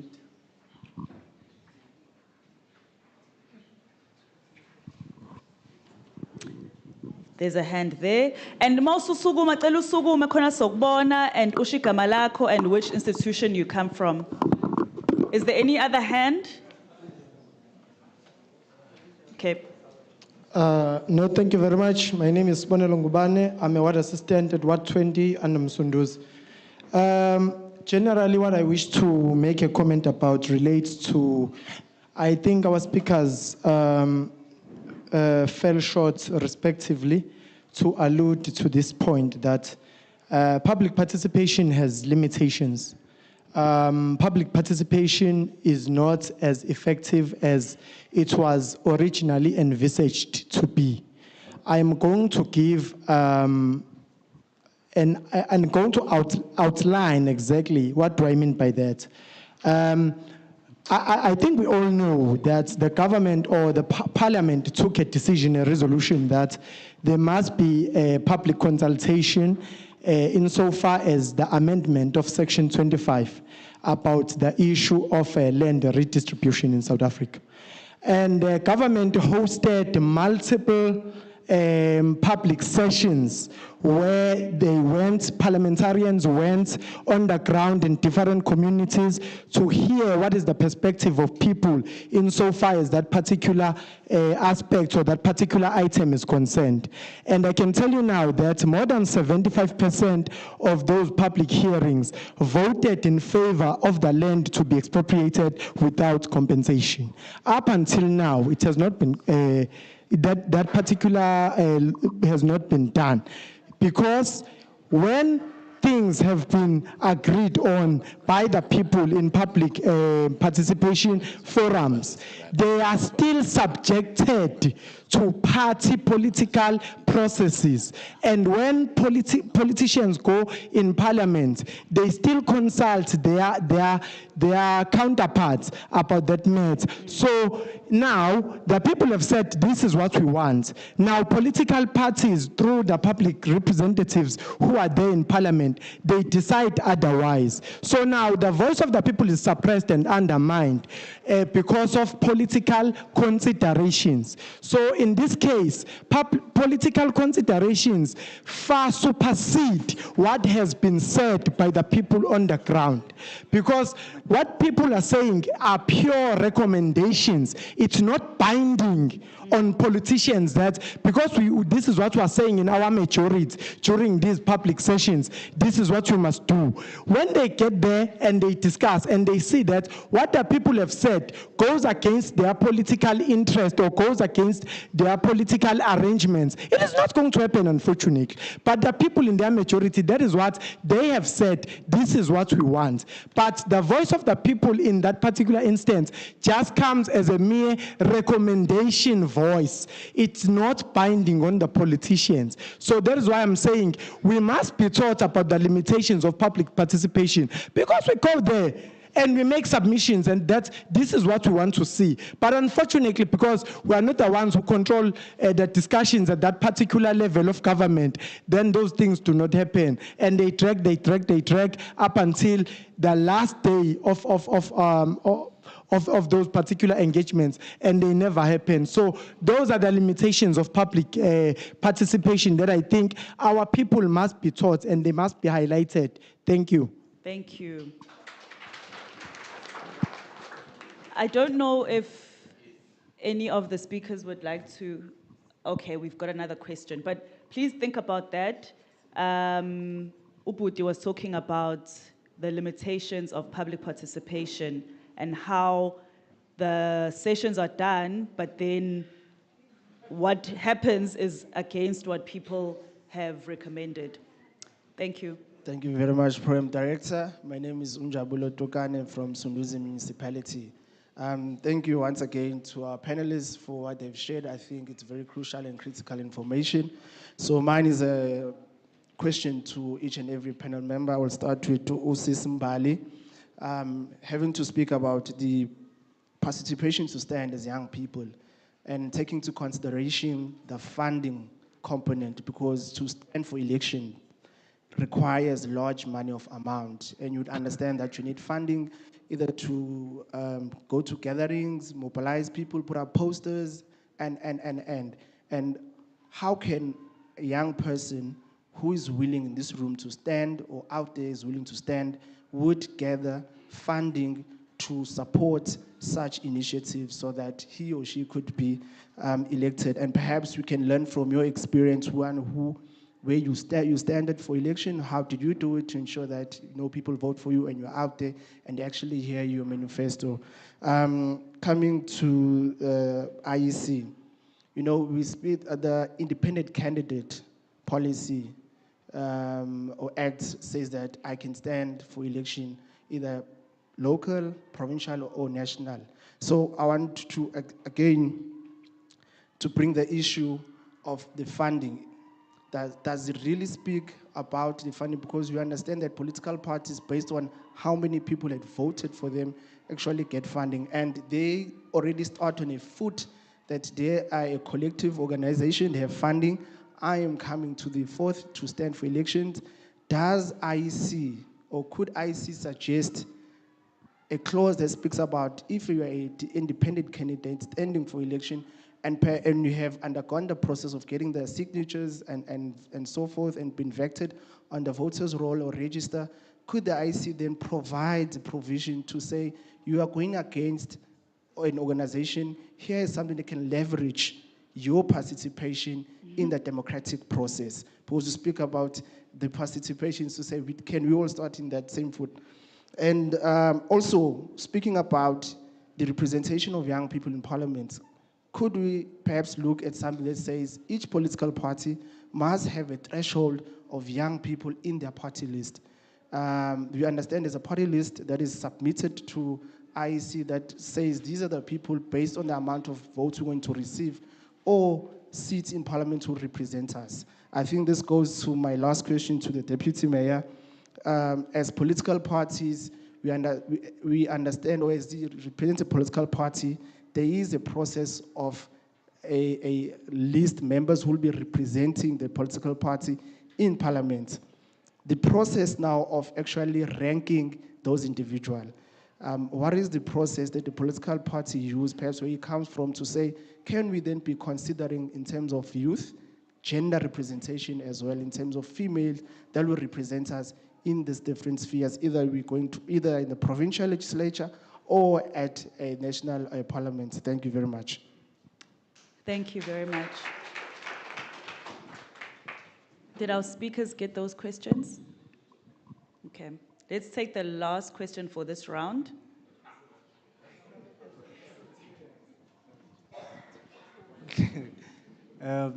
Kutle ba re ke letsatsi la ho bua polelo ya hao ya Yesu. So ke bua la kushaka. Ngicela ukubingelela, ngibingelela umeya, ngibingelela wonke ama-guest. Igama lami nguTebogo ngakwaDihulu. Ngikhuluma isiSotho nesiZulu konke nje, ngiyakhuluma ku7 konke ngenhlanhla. So ngikwathi assistant eMsunduzi. No, kumina nje bengifisa ukungena kule ye-voters registration. Ukubheka mhlawumbe ama-strategies ukuthi imaphi mhlawumbe esingawenza. Bese mhlawumbe lapho kusisintombi angazi noma mhlawumbe ngirong mina, ngithi mhlawumbe kunama-department engibona ngathi asala ngaphandle ekumele ngabe nawo ama-role players when it comes indaba zokuregister. Eyokuqala nje ama-artist, young people bakholelwa kakhulu kuma-artist, laba abaculayo nalabo bonke abaculayo kuma-social media. But masiqala ama-election abawanaki labo bantu laba banakwa ama-political parties. But u-IEC nginokubona ngathi uyahlela, because khona into inokwenzeka mhlawumbe mina mabezofaka mina kwi-poster yokuregister ngithi abantu baregister mina ngaziwa mina ngeke ibe effectively. but mazofaka uThamara wethu lo khuluma ngaye. Mazofaka uThamara wethu akhulume ngendaba registration yokuvota bazomlalela bonke and they'll spread the weight ukuthi kumele kuvote. Then secondly, social development. Kune youth eningi elahlekile lesingayinakile lesibiza ngokuthi amaphara noma abewunya boys bonke labo baningi lo bantu labo abavoti mangabe simele kuzovota. Then lasikulanda khona ubani uHome Affairs because labantu labo abanye abanawo ama-IDs abanye futhi bayafisa ukuvota bafika ngelanga lokuvota sebezofuna ukuvota bethi bazofuna ukuthatha i-ID ngelanga lokuvota. So you can imagine umuntu ozofuna i-ID ngelanga lokuvota ukuthi ngeke azavote lo muntu lo. Then bese yokugcina ke u-Department of Labour nawo omunye enginokubona ngathi uyaleka akasilekelile. Usisimbali ubale into ukuthi abantu abaningi abasebenzi, which is true, youth ayisebenzi youth. U-Labour wethu isikhathi esiningi awubonakala indawo, asuboni everywhere. So ngabe nawo mhlambe uyangenela nawo mhlambe ukuthi ube yingxenye ukuthi mhlambe kukhulunywa ngokuvota nasazi ukuthi abantu abasha bayabhaliswa noma mhlambe bayangena kuma database ukuze bathole amathuba omsebenzi. Then yokugcina kube into education. Nokwenza example nge-AIDS mayifika i-AIDS South Africa mhlambe be-introduce into ye-AIDS. Kwaba ne-education isikhathi eside kukhulunywa nge-AIDS, kukhulunywa nge-condom, kukhulunywa ngayo yonke ingena kanjani konke lokho sasacikeka before be-introduce i-condom. Akuzange nje kuthiwe ikusasa sofaka i-condom but bayenze education kuqala before sikhuluma ngani ngokuthi kumele sivikele indaba ye-HIV. Makungena futhi nento ye-COVID-19 nje into eqeda ukuvela manje qala kwaba education isikhathi eside futhi nakhona before kukhulunywa ngani ngokuthi kumele sizivikele kwi-COVID. Nalana futhi into ye-registration nakhona nento yokuvota ngikholwa mina ukuthi kumele kube ne-education from ey'koleni isikhathi eside abantu bafundiswe ukuthi why bevota njengoba bekasho sisintombi nobaba uLukhuza lapho ujere bekasho ukuthi kubalulekile sivote but abantu bengenayo education ukuthi why kumele ngivote yini ebalulekile ukuthi ngivote ngeke kuze kwenzeke lokho because abantu abaningi mothi ngicela ukuvota uzotshela kahle ngivotele ini ngenzeni basinzelani makhuluma nge-pothole wena akanandaba yena ufuna umsebenzi. So kumele ube nezizathu eziningi ezizokwazi ukuthi umkhuthaze ukuthi naye ayovota. So ngikholwa ukuthi education mangabe sifaka education siyifaka nje ipush nje kakhulu ayise ayipush indaba education ukuthi kumele kuvote then naloko futhi ngakwenza umehluko omkhulu. Ngiyabonga. Thank you. Can I ask uSisintombi to come back on stage? Ngoba lo mbuzo beko wakho sicela ukuthi usiphendulele uhleli la. From the panel, the first question that was asked, I don't know who would like to answer that first. About the limitations of public participation. Okay, but if you can all answer that question first, and then we'll move on to the next.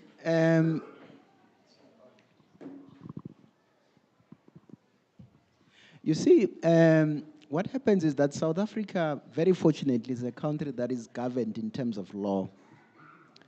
So the things that we do,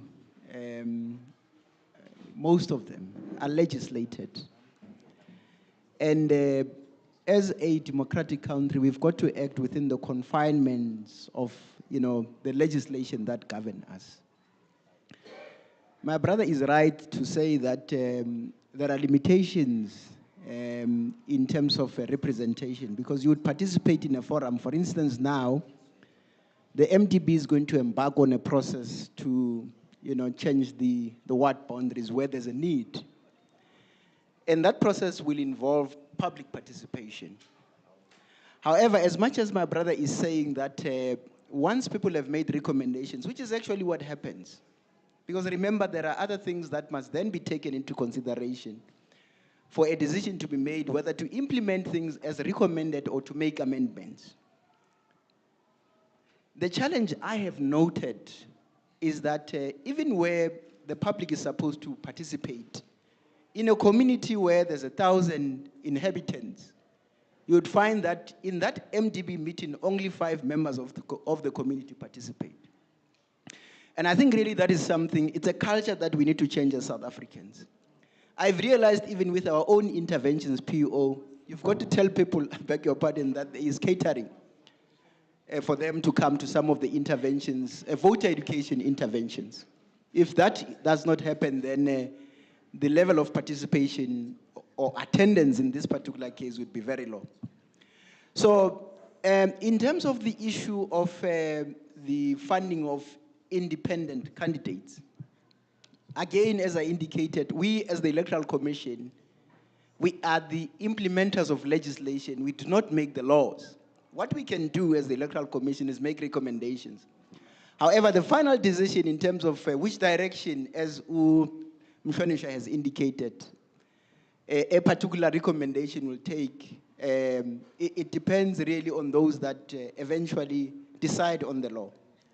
As it stands right now, we can only fund represented parties in whatever level of legislature, not individuals who want to contest elections. I'm glad that PO is here and should also add, where I might have a PO. Perhaps you might add on the issue of, funding those who want to contest elections, because then you can't only fund independents. You would have to then fund political parties who also want to contest elections. Remember, our mandate is to deliver free, fair, and credible elections. And the minute that you fund one party, you don't fund the other, then the issue of freeness and fairness is compromised there.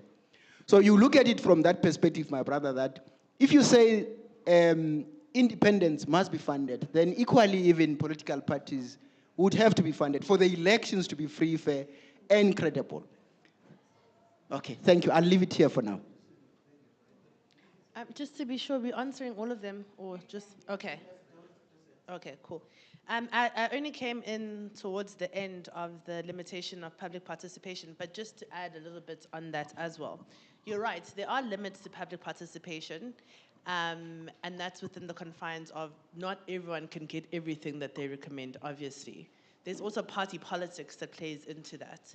There's also, as Jerry has said, very little amounts of people that even come to those. And I'll give you some right now examples. Something called the Electoral Commission on Electoral Reform has been going around the country. This panel, even if you have an unconstitutional thing that you want to see, even if you would like to say you think that independence should be funded and that should be part of the next act, everyone has had the opportunity to go to the panel, write, send it through Home Affairs, email, call them to say, Uguti, what would you like to see in terms of our system of governance changing in South Africa? I went to the one that was here in KZN. There were about 40 of us in the entire room, and they'd been going around all over KZN, becela my suggestions.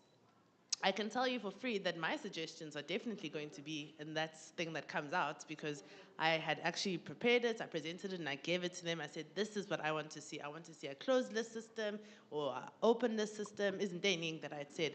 Other people didn't really rock up, which means by 2029, we might wake up with a country that says, now that the panel is done, actually only amaqembu that get over 5% will be represented in parliament, which means it only leaves us really with about 4 parties that we'll have as a country. Or, as one of the suggestions are there, they're saying first past the post. So the party that gets the first amount, the majority as first in any ward or any constituency, ibona bangenayo. And that will wipe away almost every single party in the country. But Sithule as South Africans, and we haven't been participating.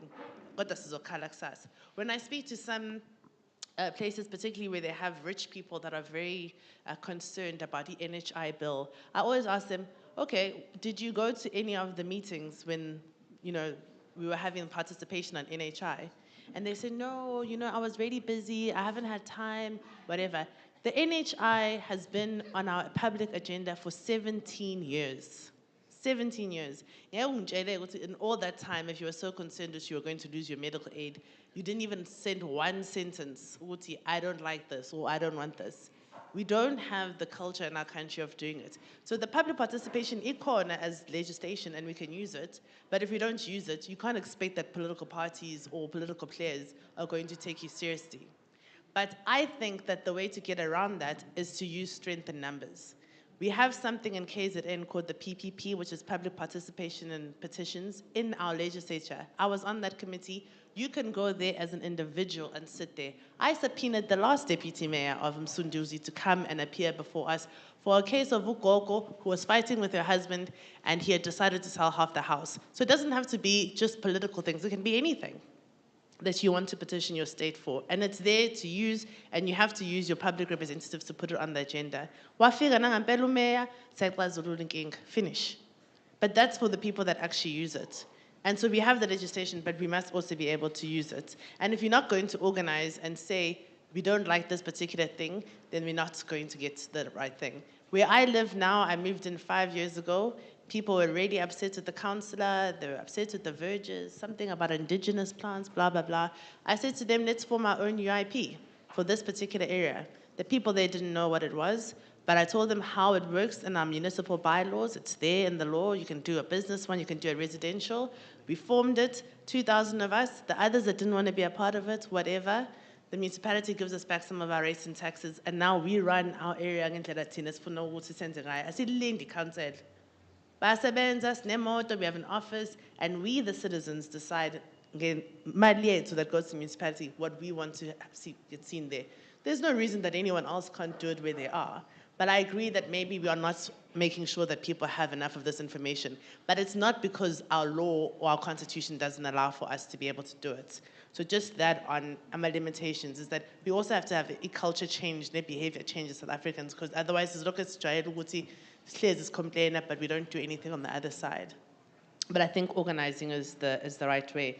Jabula, I don't want to talk too long because now I've spent a long time on that thing, but you're right about funding sometimes being an issue. But I also think we're lacking imagination in this country. Abantu who use Betway, Hollywood Bets, Aviator, whatever these things are, spent 1 trillion rand last year in this country. So it's not as though NATA's na imali emphakathini. Every December we see the reports that go out about imali that is saved by abantu abakwama-stokvel. So we don't always have to think of it, ukuthi no, manje ngoba i-DA or i-ANC banemali engaka thina we can't compete with them. There's enough money if you have a compelling argument around your own community that we should be crowdfunding for. And it doesn't have to be a lot. Like I said, it's 1,000 rand to become on, that you have to pay for the IEC. If you can't raise 1,000 rand from your own community, I don't think you're going to get those votes. But you can't tell me to 10 rand from everyone that thinks you're doing a good job and actually use that as the basis. I'm not saying that obviously everything is easy, but maybe we're not also thinking imaginatively as abantu abasha. Most of us are on things like TikTok.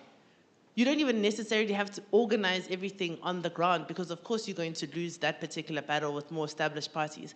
But if Alfie, no banban are going viral, why can't we be using those kinds of people, or why can't we be using the same kind of strategy to get our messaging out as young people? And I can tell you now, you'll beat the established parties in that sense because they already suck at social media, if it's conceded. Ingakho abantu abasha are not finding them accessible there. So you have to also play to your own advantages and strengths, but also don't be afraid to ask people for money. When I was running, and my party only gave me 2,000 rand for 5 municipalities, I went to every single business person in that area. With the Spa and the Checkers and the Pick and Pay and the Nando's. And I said, I want to make this municipality better. It's in your interest. Help me. Here's how I'll be able to do it. Here's the plan. And they gave me money. And that's been the same thing that I've done throughout my career, even starting this organization. In the last year, I've raised 16 million. Not super well connected with everyone, but I talk to everyone I see and I get as much money. You can give me 50 rand, great. You can give me 100,000 rand, great. And then you actually do the work and you'll get more and more people actually giving you money. But the point is not to think, you're going to start with 1 million or that you have to have 1 million. You can start with what you have and make sure that you're running a proper campaign. But don't be disillusioned by the fact that there were lots of money. But I spent a lot of money last year and then they didn't really do well. So it's also not always just about money. It's about how you do your campaigning. And I won't mention the party, but there was one party that went out and gave all of the street vendors for however much money they wanted and they can keep the profit. Yes, that party had a lot of money, But that's such a great strategy that other parties weren't doing that were established. And you know what happened the next time you saw those people? Wonke umuntu there was wearing ikipa ngathi already sebelong kulelo qembu, but only because they'd given them for free. So there's lots of strategies that I think we could be utilizing and thinking of creatively as abantu abasha to also use the weaknesses of established political parties against them. And the last thing I just want to say when it comes to education and thresholds and everything, political parties are not just going to welcome you into the fold. Average MP earns 1.3 million. Utolama flights for himself or herself and their family. They have study opportunities that are paid for by the state, cell phone allowance, car allowance, data allowance, a housing allowance. You're not going to expect that the people that are there are just going to say, oh yeah, let's give young people a threshold of 50%, because nzoba phuca leyo nto. So also don't think that power is just going to be given to you because they think with you young people and fanele nibe khona. No, this is when, like our ancestors before us, we need to be smart and strategic about taking it. Power is not given, you have to take it. And no one's just going to give up 1.3 million because they think that young people are the future. So also don't be in the mindset ukuthi they're just going to open doors for you, because the same people that need to make that law are the same people sitting there currently earning that money. No, thanks, Mbali. I think my colleagues have explained in detail the issue of the limitation of public participation. Now, in South Africa, we don't vote for individuals. We vote for a political party. Hence, when someone will then say that there will always be political considerations at the end of the day in terms of the party politics, because we delegate our power to a political party, then a political party uses its own list in terms of who then goes to parliament. Now, those who are there, they no longer represent their views, they represent the views of a party. So whenever they argue in line with the policies of the political party that has deployed them. Hence now they tend to become deployees of a political party. Now, it is true that each and every law in the Republic has got its own limitation. Hence now and again, you'll find that an act has been amended because of some shortfalls that has been found into that policy. Now you'll find that a Labor Relations Act, something in terms of the amended act, because it was trying to address those limitations or those gaps that were there. So in terms of the public participation, it's correct that indeed there are some limitations. But again, as South Africans, we don't fully participate during the public participation. We just go there for the sake of ticking the box. Let me make a practical example. Msunduzi currently is doing a public participation in terms of rates and tariffs. But our people, they don't come there to raise views that are honest in terms of how then can we address this matter of these tariffs. But they will come there to do insult, body shaming, and so on and so forth. But they are not contributing during that process positively towards coming up with solutions that are going to take this municipality to greater heights. But they just go there to insult. Now, sometimes we don't fully utilize public participation in a manner that it's supposed to, but we then utilize it for our own selfish interest as individuals. Now, I agree with Mbali, the issue of NHI. For more than 17 years, we've been talking about NHI. But now, since it's been signed into law, now people, they start now to feel as if this thing, they were not aware about it. The issue of expropriation bill, it's something that has been engaged the public about it for years. But again, there are a lot of consideration that need to be taken before a law. In South Africa, remember that you elect the speaker first. Then after that, the speaker will preside over the first sitting that will elect the president. Then the president then resigned as a member of parliament, because he's no longer a parliamentarian now, the president. Then the president has got powers vested upon him by the constitution in terms of appointment of the ministers, including the judges. If you remember, the first sitting is presided by judge president. Then later the president has got powers to appoint the same judges. So now there's been delegated powers that have been given by the constitution to the president. So now where the president, after everything has been done, he still needs to apply his mind before any act can be signed, any policy can be signed into an act. Now the question that came in terms of the process of ranking of individuals towards being a party representative, it will differ from different political parties. Now, when I answer that question, I can only respond on how my political party does it. You'll find that other political parties do it differently. You'll find that other political parties, they don't have a democratical process which then will allow community members to raise their views and consent. Other political parties, they will say that please send us your CV. Then we'll shortlist CVs, we'll look into a CV, then they decide who then represent. But let me speak about my political party. What is it that it's done in order for a person to go and represent? The first process, it will allow the members of a political party to raise their own views. Whom do they want to see? But they are then given an opportunity to say, nominate at least 4. After those 4 has been nominated, you then convene a public meeting. Then you present those 4 candidates towards the public. Those 4, there must be a 50-50 in terms of the gender representation. 50% male, 50% females. But when it is also acceptable that there can be 3 females and 1 male, but you can't nominate 3 males and 1 female. That one is not allowed. If the public feels that from those 4 that you have presented, they don't see someone fit to represent them, then they will then go an extent of nominating from the floor. Now it's a general public now.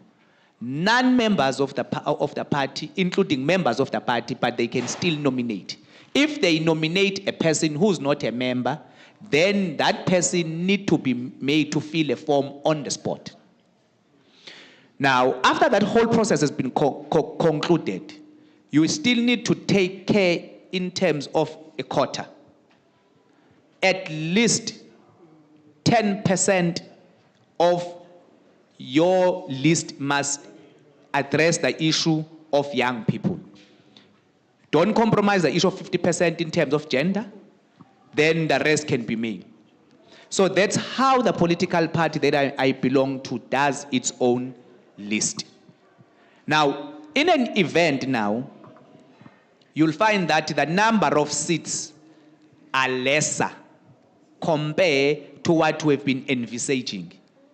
What we then do, there's something that we call a safety net. 10% is not going to be touched. You can't do anything within the first 10%. Now, if within the first 10% there were males, but females fall outside of 10%, you then bring up those females, put them closer there, so therefore you can balance the gender. At the same time, you make sure that young people are being represented. How then can you improve the issue of voter education? I want to share something that I went to KWAMADLALA Primary School.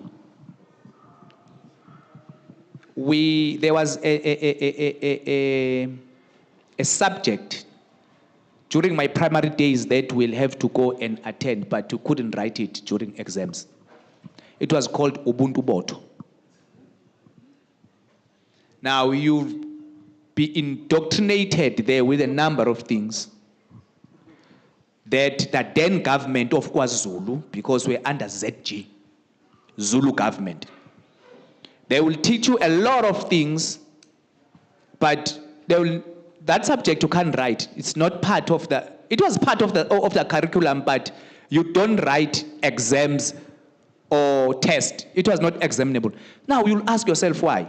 But the reality, it has indoctrinated a number of young individuals who attended schools during that period, whom they ended up growing up believing that what was done by the Zulu government was correct. Because at young age, you were indoctrinated about a particular culture of a particular political party. You understand? But how can we then, Tina, use those strategies now in a better way of trying to address the challenge of voter apathy? It's to have such subject that is going to teach our young ones about the importance of their country, why they must love their city. Back in the days, the apartheid regime, they will make sure that before you can go to varsity, you have to undergo a military training if you are a man. In that military training, what is it that they were being taught? About the values of the country and their political party of that particular time, which was National Party. Now, when you grew up now as a man, you are being indoctrinated. Hence today, you'll find out that where white people reside, they will go in their numbers and vote. IEC can bear testimony in that. Where the majority of our people, which are black people, reside, those who have only been given an opportunity to vote for only 30 years, they will go and vote in few numbers, then say that, Veles is a win. Now, those who have been voting for the past 100 years, they understand the importance of a vote. They can cancel a holiday and come back and vote. So, what is it that has made them to continue voting in their numbers? It's the indoctrination that has been there to them as young as they were. Those who were males who have been taken to a military training, who have been taught whatever that they're being taught, then hence they understand the value of a vote. If we can come up with such program at a primary level, going towards the high school, then everyone will understand the value and the importance of a vote. I thank you. Thank you very much. On the aspect of the commission actually dictating, for the lack of a better term, dictating to political parties to make sure that there is sufficient representation of young people in their lists. One of the things that we are clear about as the commission is that we cannot dictate how parties run their affairs. We can never do that as the commission, which is why, like uKWAZULU was saying now, that even the process of putting up a list of people that represent different political parties in parliament after elections, our law, if you can read the Electoral Act, is more persuasive than anything else. We persuade parties to try and make sure there's gender balance in their list, and not just the gender balance where you have 100 men on top and 100 women at the bottom. So it means if they get 100 seats out of the 400, it's gonna be all the first 100 men on the list. We encourage the zebra approach where you have a male, a female, so that even if you get 20 seats as a party, you have an equal representation. It's something that we persuade political parties to do, but we can never really tell them what to do. They are very quick to tell us that your job is to run elections, not to run our parties. So you will never tell us, which is why you have parties where you actually apply.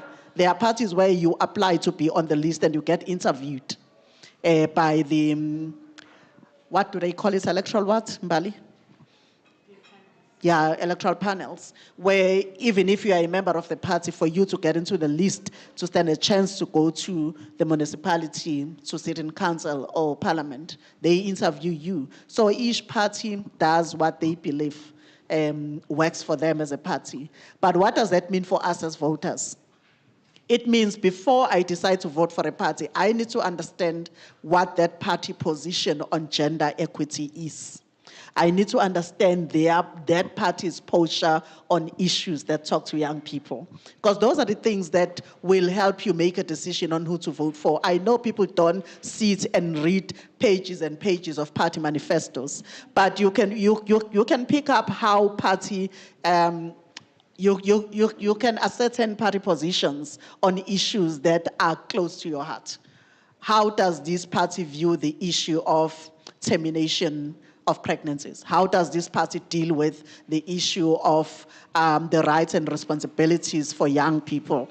What does this party say about what it thinks about young people and whether young people should occupy positions of power? Those are the things that should assist you to make a determination of who you vote for. But also, although we've already spoken about this, the law changed just before last year's elections, where you can now stand as a candidate even in national and provincial elections, because we used to have that in local government elections only. Now, even for national and provincial elections, you could stand as a candidate without being put on a party list. You don't need to belong to a political party before you can stand. I'm sure KWAZULU don't like that one. But that's how the law has changed in the country. So looking at how the parties behave in terms of how they craft their list, if you are not agreeing with the manner in which this is done in political parties, then you can stand as an independent candidate. Our law has changed and it allows that now. So that will talk to both gender representation as well as the representation of young people, which is all the more reason why we should take up Mbali on an offer. That let's not think that we can only participate as voters. Let's think about participating as candidates in these elections. I visited a country about 3 weeks ago that had elections. And Bona Abadlali, you can vote when you are 18, but they've put a threshold for you to stand as a candidate. You have to be at least 40 years old before you can stand as a candidate, because they believe you are not mature enough at 18 to stand as a candidate. So we're still very lucky in South Africa that we've got the same age to vote and the same age to stand as a candidate and to stand as a councillor. So let's appreciate the choices that we have as a country that other countries do not enjoy. And that was Belarus, Mbali. I went to observe the Belarus elections, and they were very clear that no one below the age of 40 can be in our parliament. So South Africa is doing very well. Now, in terms of the government departments that can play a role in encouraging voter participation and voter registration, we work with all government departments. At least once a quarter, we try to put together all the people that they call communicators, both at local government and also in various government departments, and we share with them our programs as the commission, and we ask each one of them to determine how they can play a role. Some of them take this up very seriously, some of them play lip service to it, but there is no government department that cannot, for an example, claim not to know what is currently going on in terms of the redetermination of ward boundaries and how that is going to affect our voting district boundaries and how people can participate in that process. So we try to work with departments at varying degrees. For example, education is different, because with education, we have had a session where our outreach team was locked in a hotel for a whole week with the curriculum advisors in the department, where we crafted learner support materials to do what you were talking about, Kabazela, but in the correct way, where we gave them material that they incorporate into lessons in classroom that talk to our constitution and what our constitution says and what citizen participation means in South Africa. So there is already learner support materials that are being used by educators in classrooms where we are saying this is the example of material that you can use, which you can incorporate into any subject.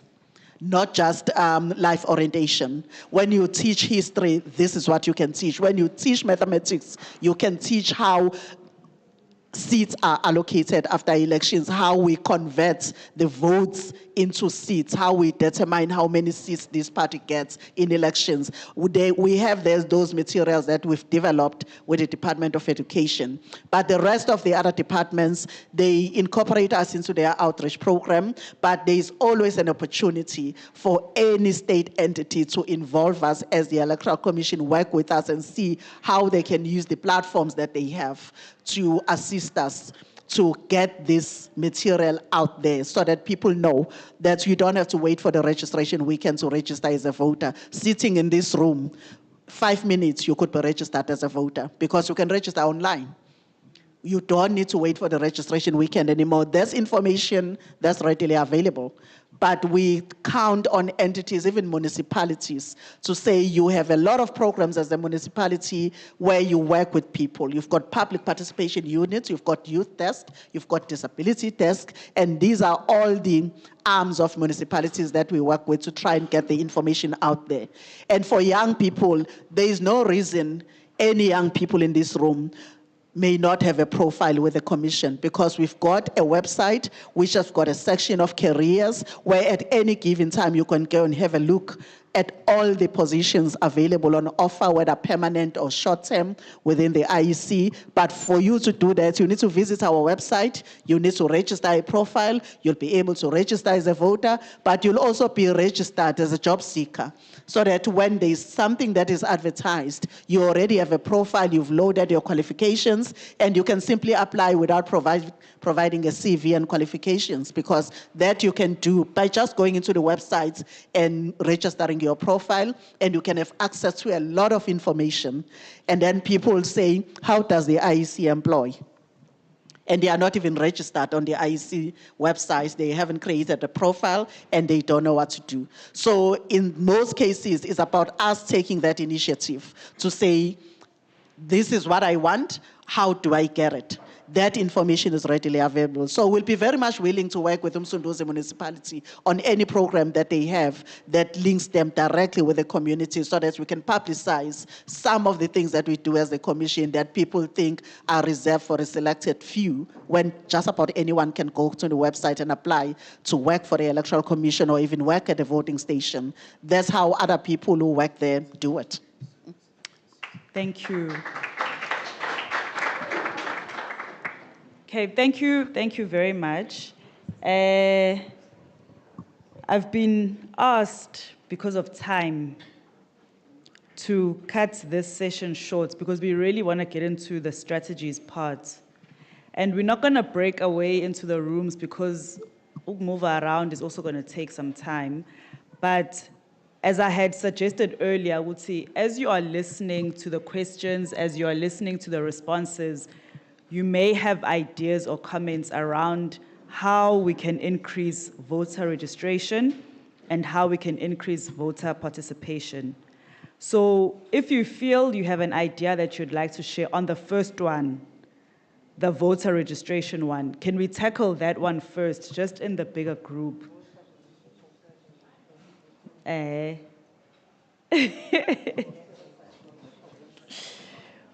So we can give you maybe 2 minutes in your tables to think about it, to discuss, and then to share those ideas.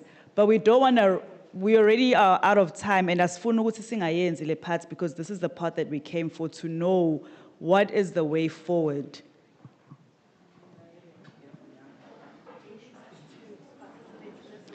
And yes, the panels, you can join the tables, you can walk around, you can listen, maybe you can share. But we'd love for you also, as people who work around the space, to share your ideas. But we mostly want to hear from our guests.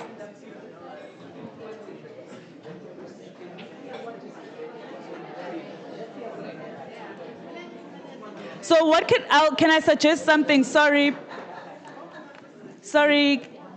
As you are discussing in your tables, each table will get to say one thing so that everybody gets an opportunity to share. So we're going to give 5 minutes for you to discuss as your groups, and then I'll ask one person from each table to stand up. Okay.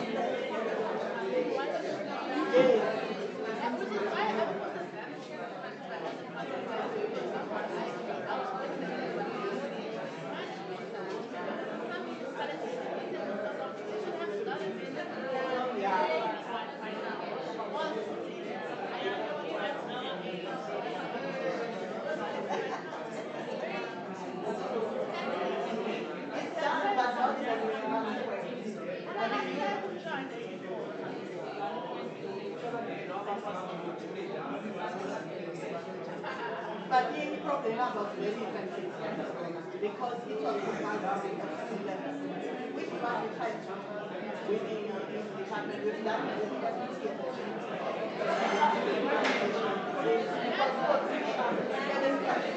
I can have a copy of it. But how do I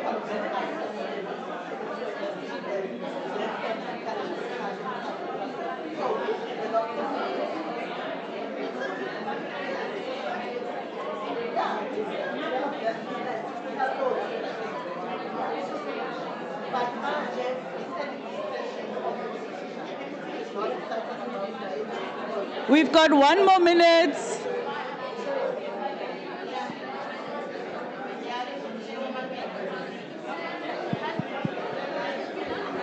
One more minute.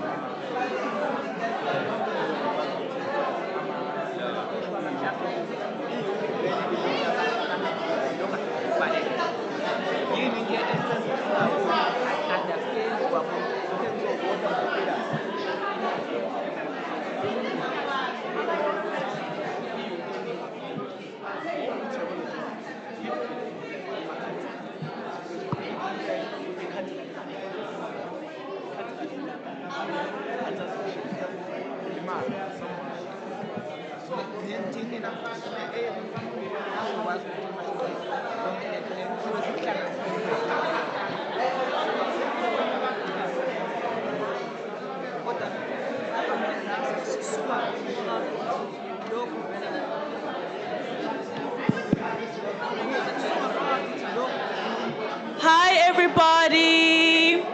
I'm over here. Hello. Hello. I'm this side now. So I had said you'll have 5 minutes, but because I'm a graceful person, I gave you, I think, about 10, if not 15 minutes. I'm going to walk around. I've already walked around to each group asking, do you have your spokesperson? Do you have your points? And the panel is so excited to hear from you guys now. So I'm going to walk to each table, and if you can share 2 or 3 strategies to increase voter registration. I hope the IEC guys are ready, those who are scribing. I'm going to start here. And if you can please stand as the representative, usitshele igama lakho, and then give us your 1, 2, or 3 strategies. So it can be 1 strategy to the most 3. 1, 2, or 3. And please, can we listen to each other? Because now ungathanda ukuthi sikulalele masukhulumela igroup yakho. So can all eyes turn this way? Thank you.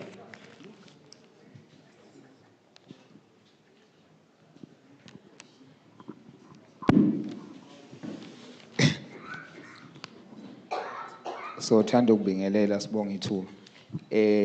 Lo mebe ngaphambi kwenu ukhulekane ngwakaNkosi oqhamuke eCoastal College Apple Sports Campus.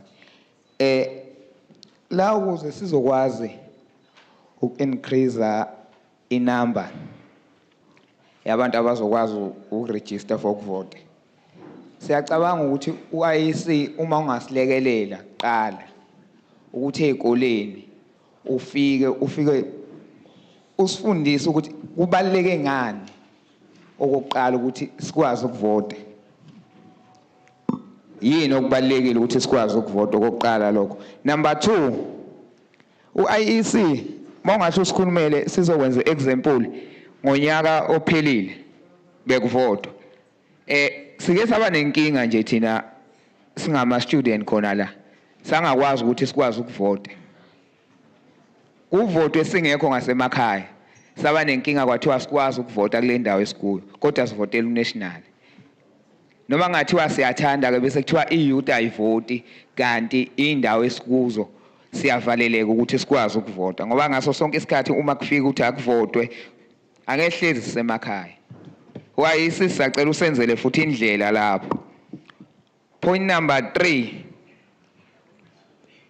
sacela nisenzele ukuthi sikwazi ukuvota online into engcono. Hayi ngoba ngeke. Hayi angeke serious. Niyabona no bafowethu lokho singakuthatha sidlala sihleka serious ngoba ngisho ukuthi mina njengaziwa ngelika Jombika savaleleka nabafowethu asikwazanga ukuvota ngonyaka ophelile. U95% wama student ase college awakwazanga ukuvota ngonyaka ophelile. Savaleleka ngenxa yendawo esasikuyo ukuthi asikho eduze wasemakhaya. Sibonga. Siyabonga. Let's move to this group. Who is the spokesperson?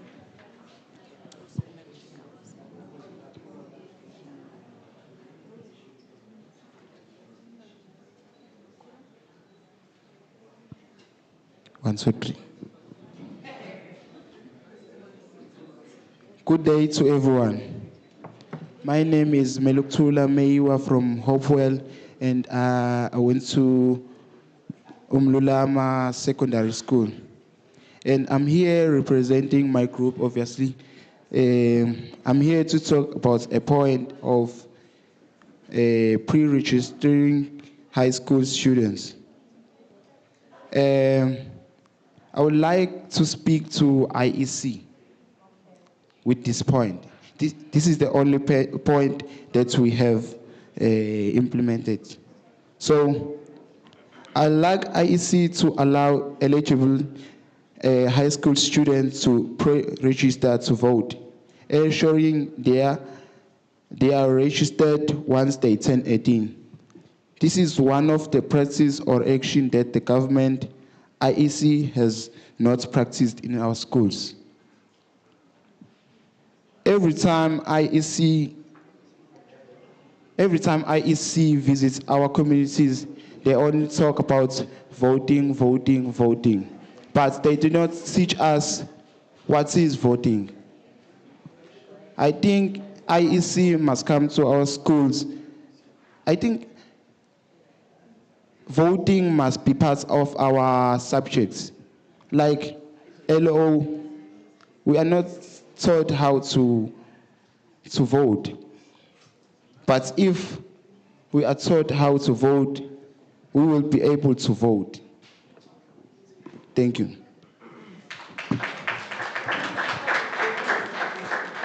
So can I just clarify something? Are you guys saying that EIC must come into the schools and help you also register at school? Because we know that you can register from when you are 16, but you're saying that if they come and they teach that in the schools, that's what will help. Okay, thank you. Can we get the next group? Ngibingelele. Igama lami uMsunduzi kwakukubheka. Oh, ngapha. Okay. What assistant la eMsunduzi. Mhlawumbe one of our strategies thina esiwacabangayo ukuthi uhulumeni angawenza ukuqinisekisa ukuthi abantu bayakurejistela ukuvota. Kuke kwavela la ikhuluma inade zikhona mhlawumbe ukuthi masinga advance kakhulu kule advertisements and uses ama celebrity ethu siyazi ukuthi intsha yamanje ikholelwa kakhulu noma ithanda kakhulu ientertainment.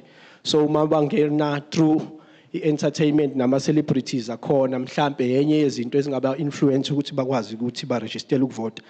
Eyesibili mhlawumbe uhulumeni kunama-bylaws-ke nemithetho nento eziningi esingazi ukuthi uma usuchusheleza through zona ufika kanjani, but enye yezinto ezingenzeka mhlambe uma kungenziwa kube compulsory ukuthola some of ama-governmental services la kuthina kunilapha issue ama-proof of residence inaleya clause eyifunayo yabo ukuthi you are registered nomani, but sigcina siwajomba ugcina uwenza lapha ufaka udash ungafaki umuntu. Makungaba compulsory ukuthi awumniki umuntu noma umuntu akayithola iservice enganayo leyo nto, because iya contribute kuhulumeni ekuthanini uhulumeni akwazi ukuprovide ngama-services. Enye yezinto uma kungahamba kuze kufike ekuthanini mhlambe amanye ama-services like ama-grants, we know ukuthi lots of people baphila ngama-grants esikhathini samanje. Uma singakwenza kube compulsory ekuthanini some of amanye ama-grants umuntu ithuba liningi lakhona uyancisheka lona uma enga-participate ey'ntweni zikahulumeni yabo. Ezinye zezinto lezo although sazi ukuthi kunemithetho mhlambe asazi ukuthi kungafika kanjani. And then siphinde siqinisekise ey'koleni ekuthanini abantu abasha ey'koleni kulike ukurejistela umatric yabo. Ngisho ungafunda kangakanani ungathanda ngeke ubhale umatric ungarejisteli yabo, ukuthi mhlawumbe masingakwenza nakho ekuthanini kungene lapha ka-education, because education uphila nge-government phela. Ekuthanini ufika kanjani ekuthanini yes usuqualifyile uphasile uqedile but kufanele udlule kule step ukuze ukwazi ukuthi into zakho ziphelele zonke ekuthanini ubhala umatric ngicabanga ukuthi ngabe kungasilekelela siyabonga.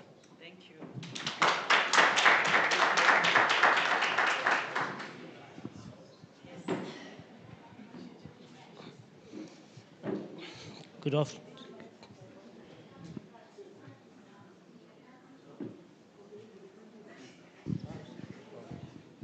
Good afternoon.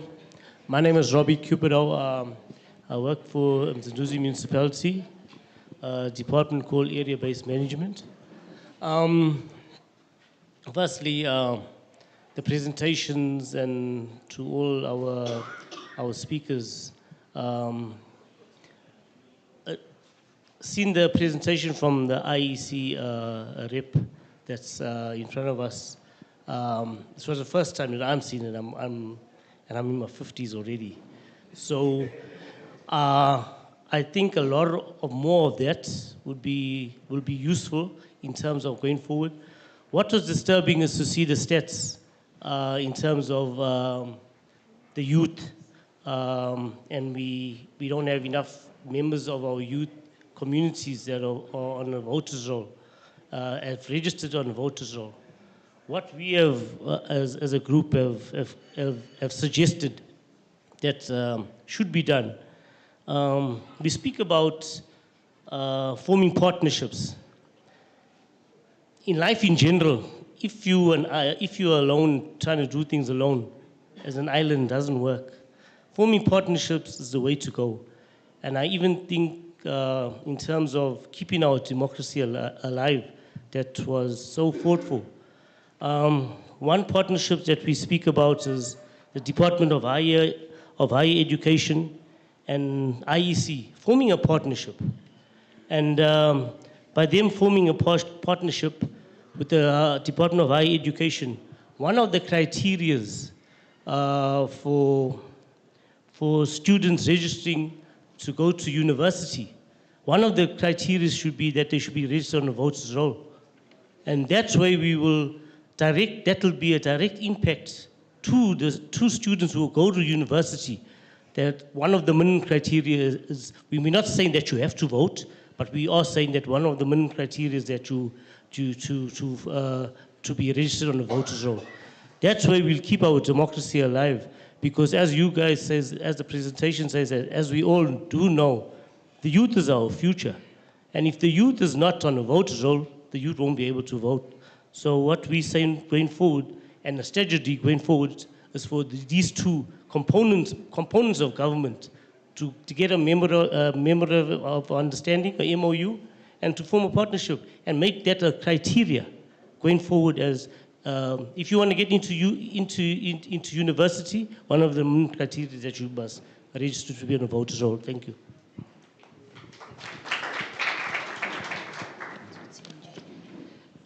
Angibingelele uNonkululeko wakwaNdlovu. Ngizoqala nje kuleli phuzu Nkosi yami ngiyaxolisa ngeke ngathi ukuthishelele endlini encane. So ngabuya izandla seyiphakamisiwe ukuthi challenges that face young people. MaNdlovu ngizothatha i-second. One, thina nje as students, one, into eyenza ukuthi singabi nomudla wokuvota, it's because of the system. One, mothi uyabheka ezikoleni, Department of DHEADS, you'll find that udinga 80% of attendance, yet NSFAS uqala wenza first payment ngoJune. Uyabona ukuthi shothi akubambisene ubuholo obukhona. Iyashaya system. Two, after 30 years uthola ukuthi khona abafundi nje bakadesha usisi ukuthi abalale ihluthu. Kushuthi umsebenzi okakabi khona. Okunye okugcina usenza singavoti, IEC uqobeleni. Cela nisloniphe mesovota. Okay. Sengibuya kwiphuzu lokuthi yini engalekelela abantu abasha ukuthi babe nomudla noma babe ne-interest ekuvoteni. I think our leaders should aspire the masses to be their own liberators. Two, awukwazi ukuvota uma ungayiboni intuthuko. This 29% enubone lapha, that means the system iyasishaya. What do I mean mengithi system? Isimo masikushaya khona umuntu esimvusayo, khona omunye esimshaya aphelele phansi. Ngaso sonke isikhathi siyacela ubuholi bethu buyehlise lento yokuthi in our lifetime connection speak louder than qualification, because if you are not connected awutholi lutho. Some of us, we are in a campus, we are in a college because we want to break a generational curse. We were told, some of us, but we are sick and tired of being sick and tired. So lastly, sengihlala phansi, into engenza ukuthi abantu abasha bavote. Inhlonipho, ukuthandana, uyiqiniso. Imfundo ngiyacela IC singavoti only mase sibe nezipace enje mase kuza isikhathi sokuthi siye kuma election. Abantu abahlala, I think momholi uyazi ukuthi you leading people with different level of IQs. Asiyeni kubantu sibafundisa ukuthi how to choose a leader. Because right now uthola ukuthi enhlanganweni zethu sesihambisa imvlophu ukuze uphumelele. Ngicabanga ukuthi sisizwe lesi esikhona sokushintsha konke lokho. Asibe neqiniso. Ubuholi bethu abuyelo nembeza. Ngiyabonga.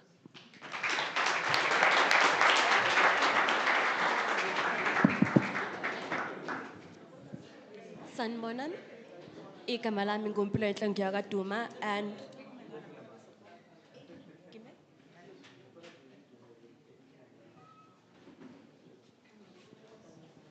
Sanibonani. Igama lami nguMpilonhle Ngiyakaduma. I'm an SRC member at UKZN, the PMB campus, and we had noted down points of 3. So the first one would be to have a branded mobile IEC Civic car that would visit disadvantaged schools, communities, and wards to help with registration for voting. Because abanye bethu abakwazi ukufinyelela ukuvota. We can't register because we don't have network. As now, my phone, we don't have laptops. So I think if they were to visit wards that are disadvantaged, they would be able to help with registration. And then IEC can employ my university students kulawo mobile IEC vehicles because they will be able to communicate with youth better. Angeke uze uthathe umuntu ongasekho kwi-youth uthi akayotshela i-youth ukuthi ivote.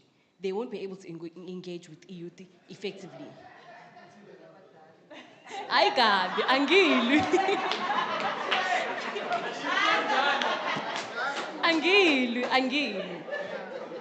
And then our second point was that to ukunaba nje kuyi-point labut ukuthi they must educate our students and the community ngokuvota. They can do that by going to the schools, educate them prior to e-voting. Ungafike sekusele 2 months ukuvota.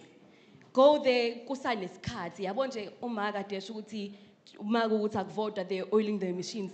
Do that by going to the community. Educate them on why it's important to vote, why they need to vote.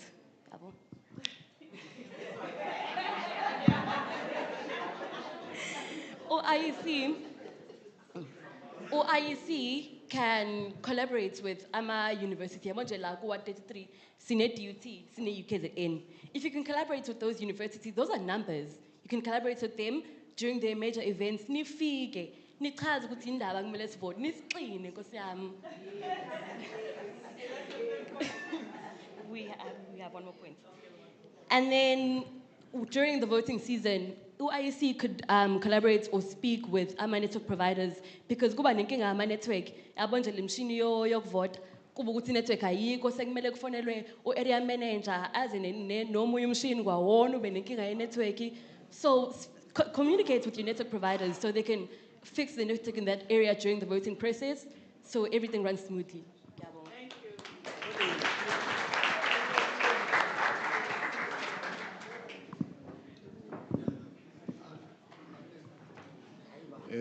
Sanibona, igama uSiyabonga kaNtuli, ward assistant from ward 18. I don't know why besukumisa umuntu omdala bekhona beyingane. But I think ozawethu sebewakhavile some of the points ebesiwabhalile, but okunye singakusho mhlawumbe ukuthi ukustrengthenisha lento yama civic organizations or civic education through ama civil organizations esinawo emphakathini. Siyenza kanjani na? uIEC maybe can draft a trainer program. Laba zoqoqa khona ama representative from ama civil organizations bezowa trainer, then ona cascade down information to their civil organizations bewa trainer now. Kanjalo trainer program I cascade down to the whole community. Then as umuntu osebenza nje political office through ama-councillor njalo uma sinama public meetings sesinama trainer programs lawa aranayo sinawo ama representative lawo. Then kuma public meeting, every public meeting sinika slot ukuzochaza ngalama programs ka IEC kungonakele lutho nje general public meeting siwane ngama slots. Then angazi ngenza kanjani le ukuthi like email notifications, SMSs khona into ezibhalwa zama insurance oklayini life and banibani uma kungena ama SMS or notifications asingene su IEC lapho so ubhala ngawo ama notifications so that njalo uma ukusend a call back nje kuqhamuka something ngo IEC ozokwazi ukuyifuna. And then community events ngaba social event but make sure ukuthi mekunalo social event sinayo umuntu represented waka IEC noma kulaba abawi trainer program. Then kube into ye social media. I think TikTok uyawudla umhlanganiso kulensuku. So let's have active pages ku TikTok or iloku njani. Ngaba uIEC noma labantu abazobe kuleyo program leyo trainer abazobe behlangana mhlambe quarterly ukuzothola information entsha mhlambe ishitile ka IEC so that they cascade it down to abantu bomphakathi. So ngaleyo ndlela ngicathi ngalula. Ngiyabonga kakhulu.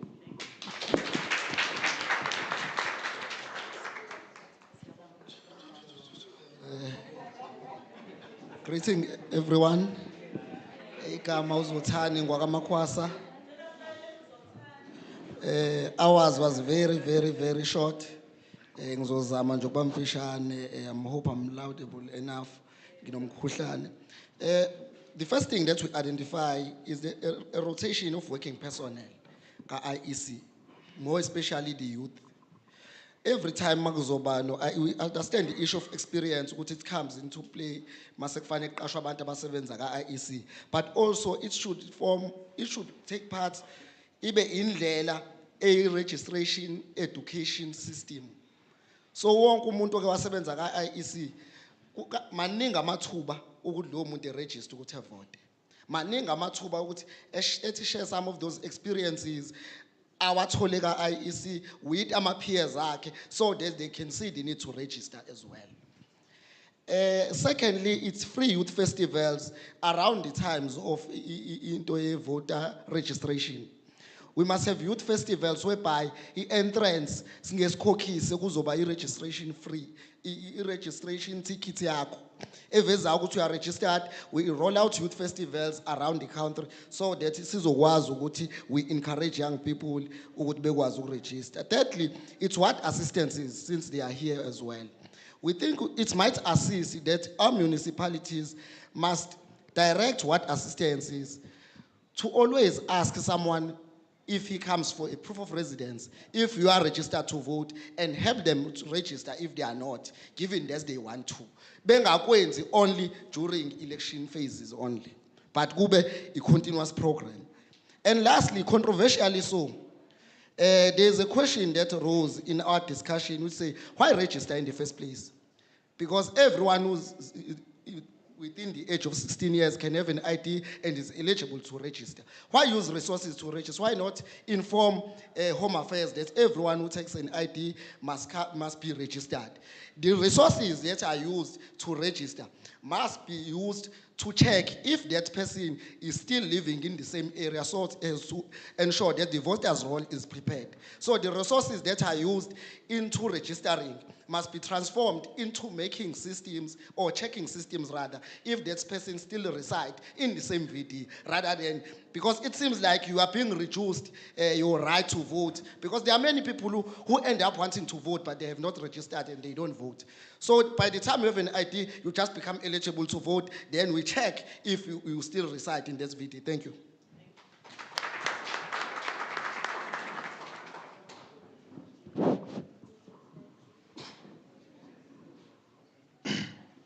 Ngiphinde ngibingelele kade bengazwanga igama ngosibonelo ngwakangcobo ngiqhamuke uKZN.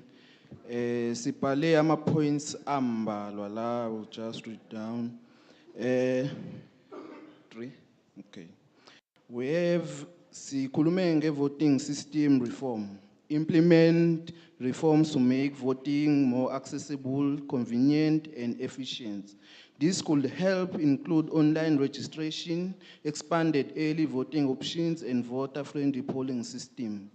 Then, sakhuluma ngama politicians. Politicians and political parties must engage with young people, listen to their concern, and incorporate their ideas into policy platform. Social media, town hall meetings, and youth-focused events could help bridge the gap. Policymakers must address the socio-economic challenges faced by young people, such as unemployment, poverty, and inequality, by providing opportunities for economic empowerment and social mobility. Young people will be more invested in democratic process. Encourage diversity and representation in politics by supporting young candidates, providing training and resources for youth-led initiatives, and promoting policies that address the concern of young people. Thank you. Thank you very much. Those were all really, really great points. Can I ask one person from the panel just to give an overview? Okay, Basimbali. Just overview of what you thought of the ideas. Oh, I'm the closest to their age. No, I think it was very good. And what I liked is that everyone's thinking a little bit out the box. Some of these things obviously will rely on constitutional amendments. You'd have to change the constitution, for example, if you want to make automatic registration or voting compulsory, which means that you have to get all the political parties to agree. It's not impossible, and if it's something that we think should be done, then it should be done.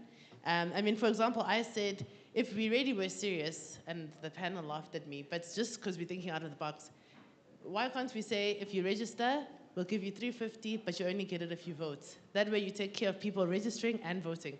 But then that also brings in lots of questions about the ethics of how you're getting people to participate in our democracy. The same with saying, it must be compulsory, or you must fine them if they vote.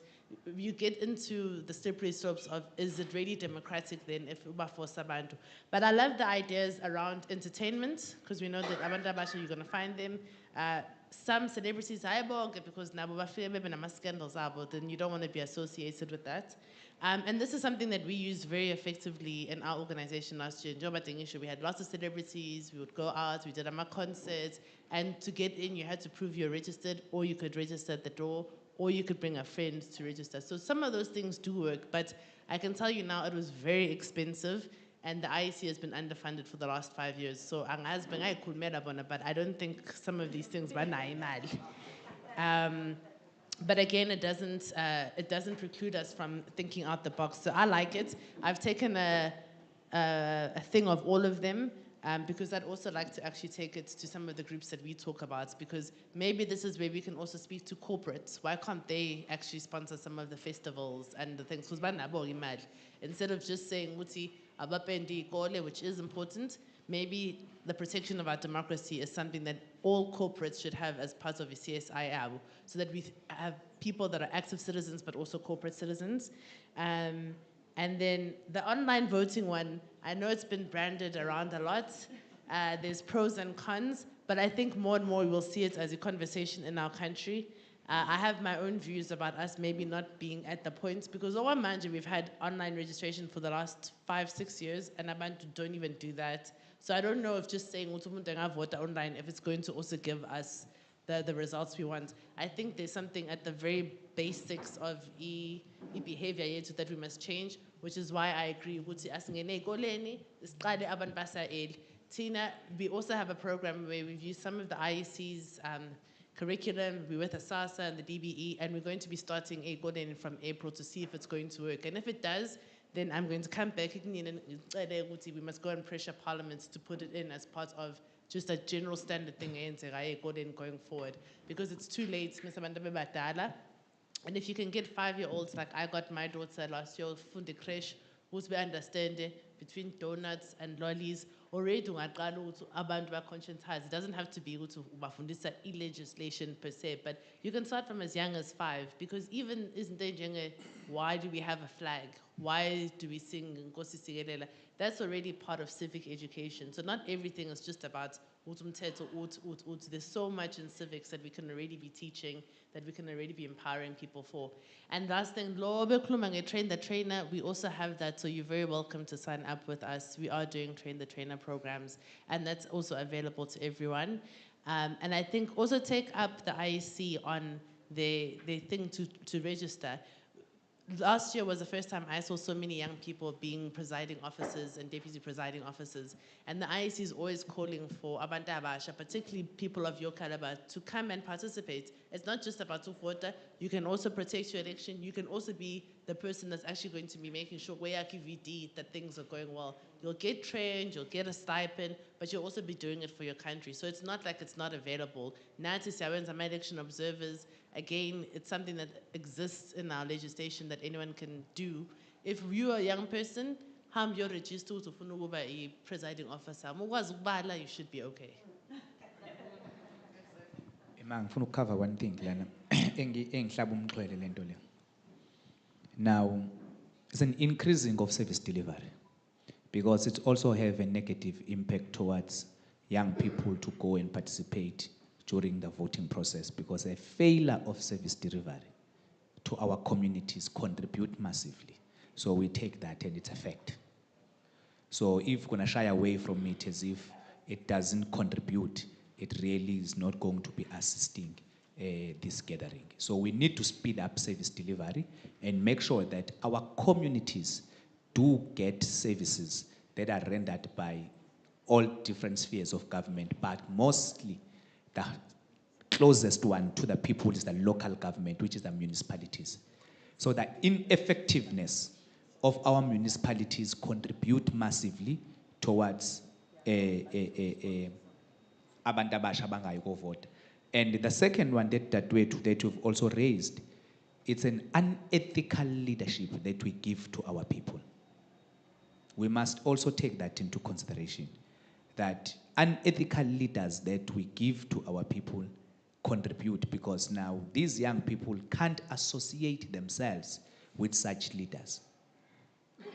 The proximity that you have raised, it's something that touches me to say that the proximity to leadership and connections are the one now that seems as if you are closer to Mxolisi Mkhize, you can also be able to get opportunities. Hence now that has relegated young people to become stooges of certain individuals. So it's not going to promote a number of people to participate in voting, because you know that for me to get something, I must be a puppet of somebody.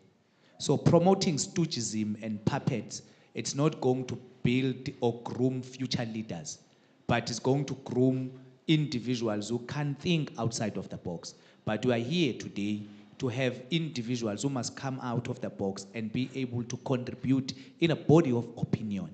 We need individuals who are going to be a thinking tank for this country in order to move forward. I thank you.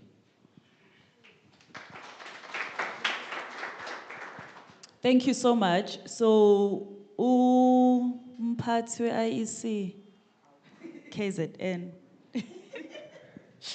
Ms. Masinga, she was just saying that because of time, and also what she had picked up is we've kind of covered both how to increase voter registration and voter participation. So that's why they would like to, as a panel, that's why I gave Deputy Mayor, almost a Deputy Minister, I'm manifesting for you.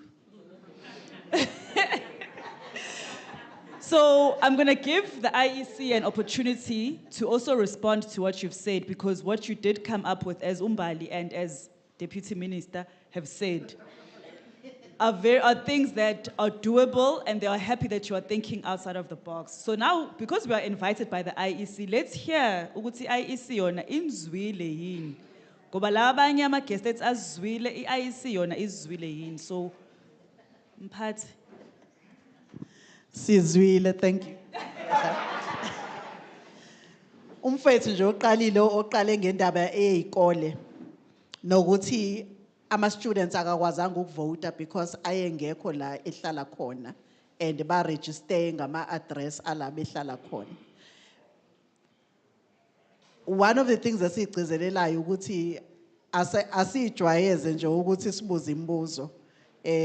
Ma uregister umuntu okuregister umbuzo ukuthi what is the significance yokuthi ngiregister ngeaddress yasekhaya vis-a-vis ukuthi ngiregister ngeaddress yala ngihleli khona ecampusini.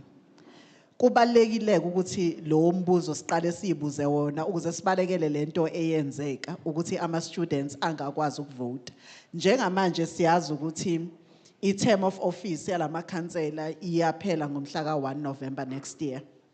Ukhetho ke ngokomthetho thina ka-IC fanele silwenze within 90 days kuphele i-term of office yalabantu. Lo 90 days uqala ngo-November uphele ngo-January. Now ama students asuke kuphi between November and January. Maku ukuthi ingakho siyesifise thina ngiyajabula nje ukuthi uKhabazelu la asikwazi thina njengo IC ukusho ukuthi ukhetho linini siyesithi kulo 90 days lo maku local government uminister wakaKhokta okuyena ophethe local government national akakhetha usuku ke lapha ngoba umthetho uthi ibona uyena okufanele ashicelela usuku olokhetho. So kubalekile ukuthi ma uregister you can register anytime ufake noma yipi address but masuwazi ukuthi ukhetho linini maselimenyezelwe hamba phela uya ku website yethu uyoshintsha iaddress because unelungelo lokuthi ungaregister ngeaddress yasekhaya ungaregister ngeaddress ohlala kuyona yasecampusini. Masuwazi ukuthi kuvotwa nini decide ukuthi uma kuthiwa kuvota ngoDecember uzoba ukuphi makuthiwa kuvota beginning of January uzoba ukuphi busu uya update ufake iaddress la uzoba ukhona ukuze ukwazi ukuvota. So ingakho ngisiloku ukufundisana kubaleke kakhulu ngoba ukuba senze njalo ukuthi masezwile ukuthi selimenyezela usuku busu uyabheka ukuthi ngizobe ngisecampusini noma ngizobe ngisekhaya busu ufaka iaddress yala uzobe ukhona kubaleke kakhulu lokho. Ngithe angichaze ngesiZulu ngoba umfesi nawe uyibuze ngesiZulu. But the question was around youth that missed up, students that missed out on voting because they were registered with their home addresses on the voters roll. The law changed to say even if it's national and provincial elections, we have to vote in the address that you provided us. If you gave us your home address, you could only vote there. If you registered with your residence address, you needed to vote there. So my issue is, at least today, if you've learned anything as a young person, is that whilst you can register anytime, you can register now if you want, before you leave this room. But as soon as we know what the election date is, which is the prerogative of the MEC, Minister Kokt, once there is a date, then go and update your address in line with where you will be on that date. Because Estimate is always open. You can either go, we can visit your school as IC, which is what we do, by the way. We visit schools a lot. But the problem is that we get given a 10-minute slot, which is not enough for us to register voters because we do acknowledge that there are people who don't have data all the time. So to get into the IEC website, we've tried with the corporate sector, all the cell phone network providers to make our services free so that it's easier for people to go and register. We haven't won, we've tried. But because we now know, once there's an election date proclaimed, or announced, you need to then go and update your address in line with where you would be. If you say residence as a university, update it that way. If you say kaya and you already registered the address as a kaya, then you are fine. So there is always an opportunity to do that. So once you've given us an address, you can change it anytime depending on where you would be and where you will be staying during that time. It also covers the issue where even on the till slip, even on the cell phone, we've gone to the corporate sector to say, can we run messages around people's participation in our democracy, guma till slip, guma ATMs, guma cell phone, people, but to make sure that people keep getting these messages. corporate sector yethu has not been very cooperative because that becomes so expensive that it doesn't become viable for us as an institution. So at some point, Mbali, we should be lobbying the corporate sector. You seem to have mastered the skill of lobbying the corporate sector, that there is an element of social responsibility that they need to observe as well as the corporate sector. The moment you go with these ideas to them, they will tell you that they don't do it for free. If you see it, other entities doing it is not for free, it's at a cost. And of course, we cannot afford it as an institution. The same will apply to the idea around mobile units. Umbali will tell you, we piggyback on Umbali when it comes to mobile units. How much does it cost you? Millions to get a mobile unit. But maybe Jerry will talk about what we're trying to do as the commission as well, because we're trying to procure our own mobile units. But you know, we are dependent on the state for funding. Even if we do get a mobile unit or two, we can never have enough as an institution because they do not come cheap. We can bring those mobile units to schools, but again, affordability becomes a problem for us, which is why we are trying to educate educators in schools to do this for us, whether we are there or not, because they are forever with learners inside the classroom, and they can easily do this and ask learners to bring their smart cards on a particular day where they will be having a registration campaign in a school environment. Because also when we go there, unless the educator has asked learners to bring their identity documents or their smart cards, even if you are at school, unless you have got that one of those documents, we can't register you. That's why it becomes easier if these campaigns are actually driven by the educators themselves, which is why we're trying to invest in them doing this on our behalf when we are not there. The isicelo sokuthi sinhloniphe kuma voting stations. That's what we strive for. But if you've got 5,000 voting stations, times an average of 15 people working in every voting station, kuyoba khona nje vele osikhuni phambana nobhoko noma ungaba trainer kanjani. The mere fact ukuthi we can single out voting stations where we have people that just do not respect people is nothing to do about the commission. It has everything to do with those handful of people who just do not respect people when they come to voting stations. But what I want to say, you would have seen by now that we are automating our systems as the Electoral Commission. And when you automate systems, who is the category that is techno-savvy in our societies? It's young people. All that it takes to work at the voting station, there's no rocket science. You go to our website, you register a profile, you apply to work at the voting station. That's how it works.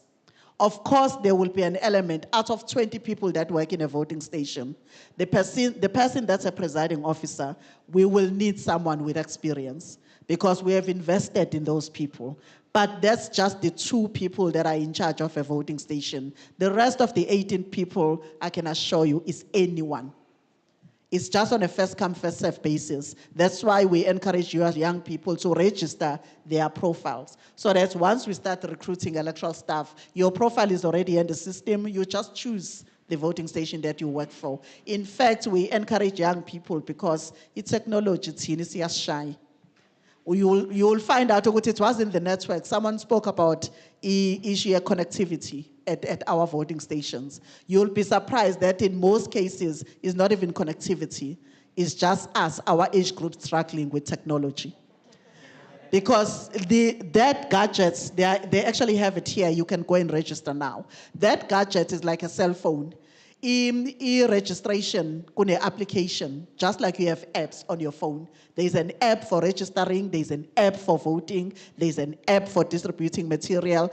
Our age group is struggling, and as a result, we end up working with them because we've worked with them before, and they are already in our system, and we are not getting enough young people. And the way that we've automated our systems now, we need young people because they don't struggle with technology. And you will see a different type of people that will be working in voting stations if we can get young people really taking up this challenge of them running voting stations, because when you use technology, you want people who are techno-savvy as well. So we encourage you to go to visit our website, both to register and also to apply for jobs at the IEC, but also to work in voting station. Is as easy as that. It's not reserved for a selected few. The aspects that I think is the last one that I'm going to talk about. We are trying something that we want to do, but also we are counting on the private sector. I want to share an example. Mkambatini Chamber of Business and Industry has approached us in the Electoral Commission. They want to partner with us in encouraging young people to be interested in our democracy. They want to identify people in the community, graduates that are not working, about trainer as democracy champions, and those people will implement our programs on the ground on a continuous basis, because the office last Kempatown have got one EPs, one person. They want to identify champions in communities that we're going to use to champion all our programs that we do as a commission in every ward. Yes, Kempatown. And because we can't afford it as a commission, we only get those people close to elections. They want us to assist them, identify those people, train them, and utilize them for all registration or election programs or voter education programs in the community. And all the companies that are part of the chamber will be paying those people stipend. I'm sharing this because Konu Maspala was Msunduzi here. And I know ukuthi ikhona Chamber of Business and Industry in Msunduzi. There is nothing that's stopping that. The partnership that you were talking about, it shouldn't just be partnership between IEC and these and government departments or state entities. It's the partnership that needs to bring in the private sector as well. We are sure that once this project takes off in Kempatown, other municipalities would want to do it as well. But there's an opportunity for Msunduzi to mobilize the private sector through the chamber in Msunduzi to take on something like that. Because Tina, we can't afford. We wanted to have champions even on campuses. In every campus, Kubena, someone that is our champion who spearheads all the programs that we do. But we know people won't do that for free. These are students. If they are going to do something like that, there has to be some incentive to us doing that. If we can't afford that as the commission, we would like uMaspala to work with us and get the private sector involved. And we know, don't expect the two people uMaspala who work for the IEC to go and do that on campuses. We identify a few people per campus who do these programs for us when we are not there, and we pay them a stipend. That's what we would like to do. So we encourage partnerships. We thrive on partnerships because we know we can never be everywhere as the commission. Thank you.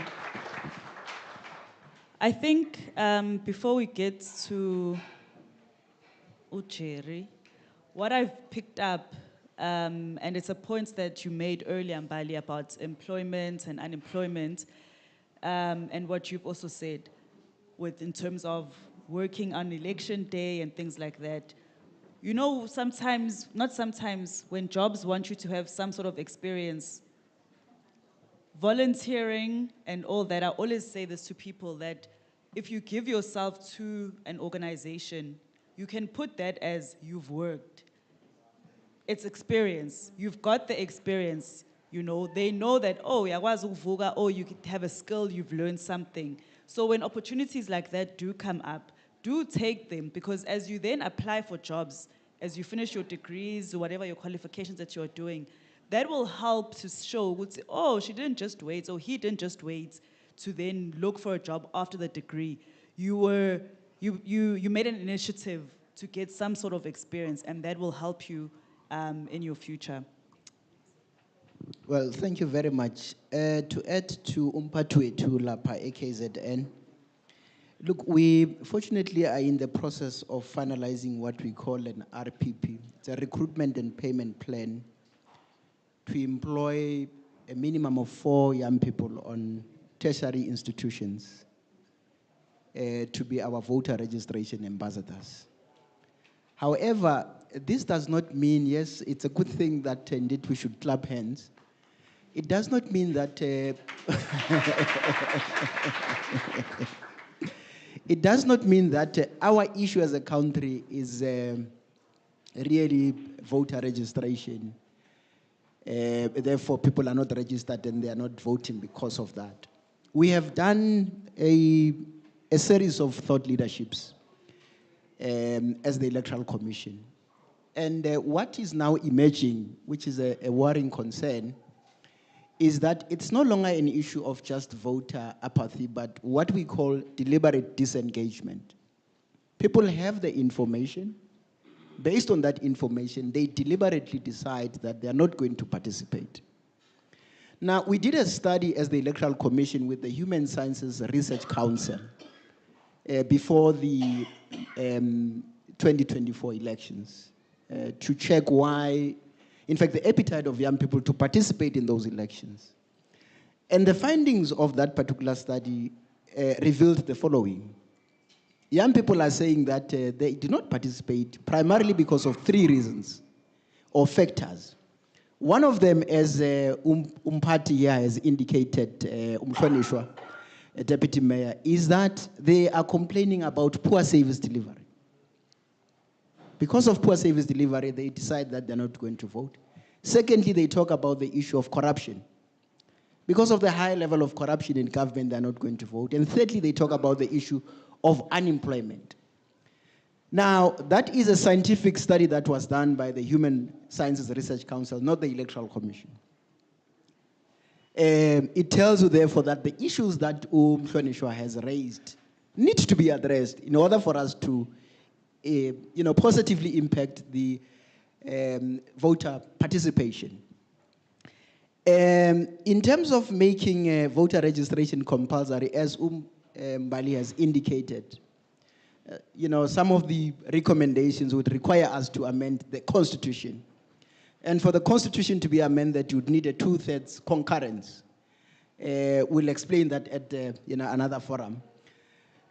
So voter registration cannot suddenly become compulsory. Of course, these are great initiatives. I mean, imagine if when you register a child at birth, automatically then they get enrolled on the National Common Voters Roll. So the only thing that we would have to do is to just update as and when there are elections, which is something that we do, by the way, before any election.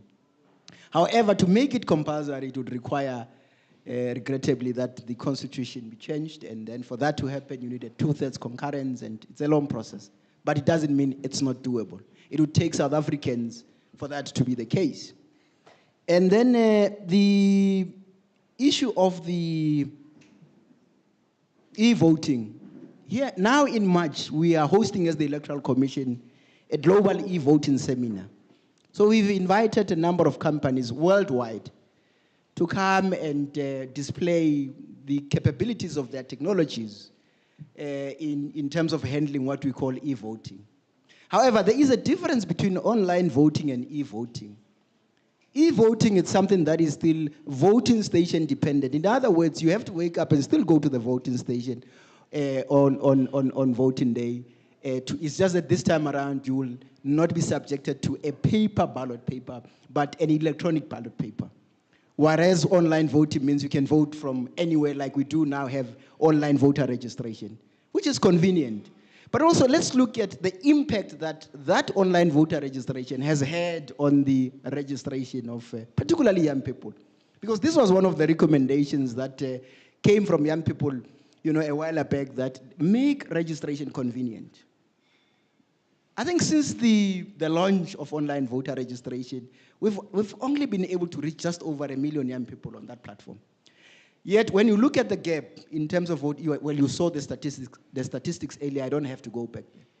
So also, we should not therefore assume that once we have electronic voting, it would also deal with the issue of voter apathy or, the issues that must be addressed have been scientifically identified as indicated in that particular study. We currently have another modality where people can check their voter registration status. It's a WhatsApp number, 0600 88 0000. At the moment, it has the capability of telling you where you are registered to vote. And we are in the process of upgrading that particular platform to ensure that a person can actually now register on WhatsApp. You don't have to rely on high-end technology as probably you would have to do with online, registration. So we are trying to increase the voter registration modalities, particularly for the young people who prefer convenience more than anything. So that number is 0600 88 0000. That's our our WhatsApp chatbot number. The last issue is the issue of the OB vans, the mobile vans that have been recommended. About 2 years ago, we went to Botswana as the Electoral Commission on a study tour because they already have this particular unit in operation. They've had it for a couple of years. And what came out of that particular study is that now, as the Electoral Commission, we're in the process of buying 2 of those mobile units or mobile vans that would go around assisting. Why 2? The estimations are that one of them will cost between 14 and 20 million just to buy. And to service such a unit per annum is 500,000. So there are those implications that must be taken into consideration at the end of the day. However, a decision has been made in the commission that we are buying 2 of those vans, and soon you'll begin to see them. Hopefully then they will impact voter registration and voter participation, because really the ultimate thing here is voter participation. I thank you.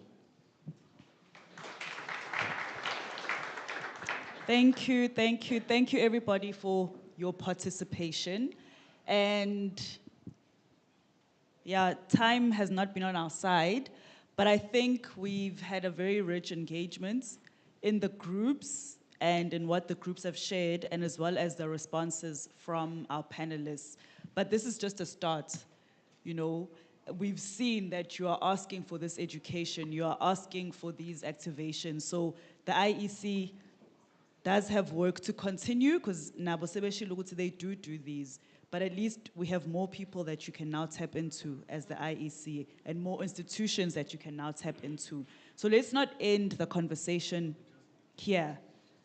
Let's go back into our institutions, share what you've learned today, come up with those strategies, send them to the IEC, participate, register, do whatever it takes, Before we get to our vote of thanks, we have a representative from the Department of Higher Education and Training that we would like to give a message of support as a partner to the IEC. I did not get your name, sir.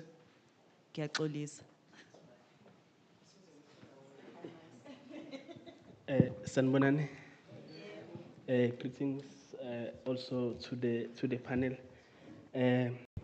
My name is Sandile Ngwagazumi from Department of Higher Education and Training. I won't say much. Ours is to give the support for such great work. IEC awenzayo. Mhlambe before I go far, one, I think it's Ningizinte, but we must also recommend the work that IEC is doing in our country. If you look at other African countries, the work, and compare it with what IEC is doing, we should really tap ourselves at the back and say, IEC, yes, there are challenges that are there, but IEC is doing a lot of work, and it's very good work. Yeah.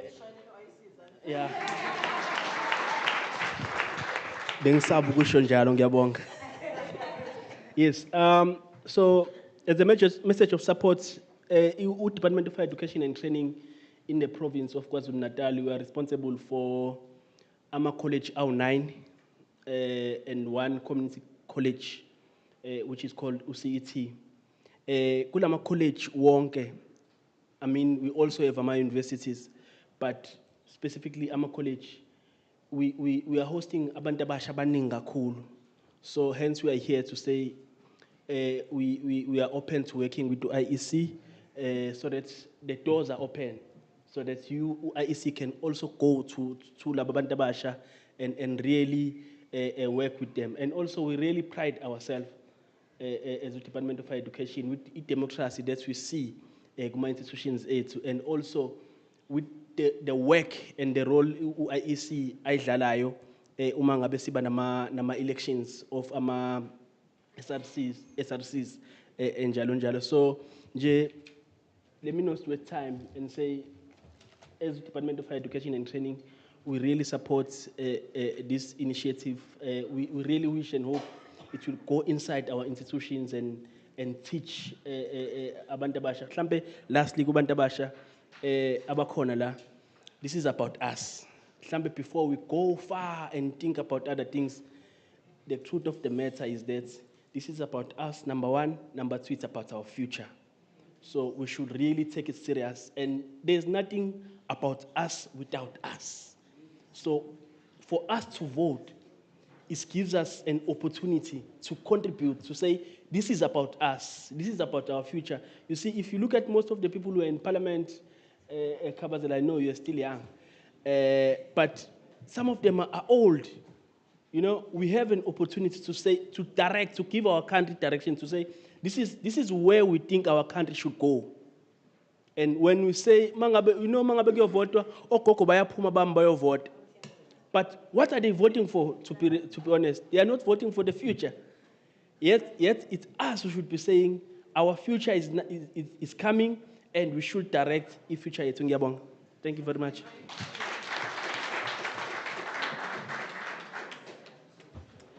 Thank you very much. We've come to the end of the formal program, and I'm sure you can smell the food. Yes, it's about that time. But before Sivale, I would like to thank everyone for engaging me, for listening to me, and just for your participation in this dialogue. I'd like to thank the IEC for also entrusting me to facilitate this program. And I think, I'm also opening myself up to work with you more. Yes.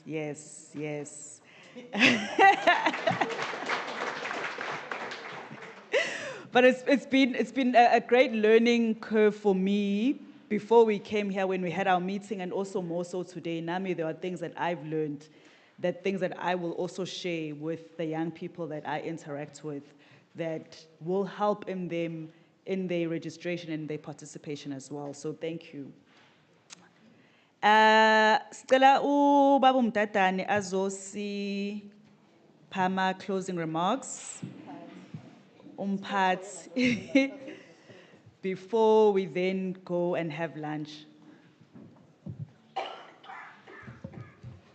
Thank you, Program Director. I was once told it is sometimes dangerous to take the podium and say all protocol observed, especially Uma boss yako is among the people that you are supposed to be greeting. In the interest of time, allow me to say exactly that, all protocol observed. Sesifike ekugcineni boza kwethu besession. So I'm only here on behalf of the district team that was responsible for planning and preparing this session. Kuyoba iphutha-ke ukuthi singababoni oza kwethu who are behind the success of this session. Kodwa-ke before I go there, ngifuna nje okwami ukuthi ngizothi thank you. That's what they've tasked me to do today, to just say this word, elithi thank you, to everyone that participated in this event, to say thank you to the partners, ebesinabo abanye babo-ke uMrs. Masinga at the beginning uba acknowledgeile bonke the partners that we have worked with. So-ke okwami ukuthi ngizothi nje thank you. If benganguthisha bengizobuza ukuthi sizwile sonke yini. And then you'd say yes, mase ngithi nizweni. So and then the session was going to start afresh. Ukuthi wonke umuntu azositshela ukuthi uzweni. But I'm hopeful ukuthi everyone that is here today, you do have one or two things that you've learned. You do have one or two things that you are taking with to our constituencies to this session. Remember, we are all leaders, as Mrs. Masinga has alluded, saying we are all leaders, so it is everyone's responsibility to go and spread the word. So so when you are going back to your campus, going back to your constituencies, we are expecting you to also assist the commission, because it is not solely the responsibility of the commission ukuthi enze outreach, but it is the responsibility of each and every citizen and each and every one of us that attended this session today. So ngiyathemba ukuthi abantu batholile abaphumi nje singafani nedata.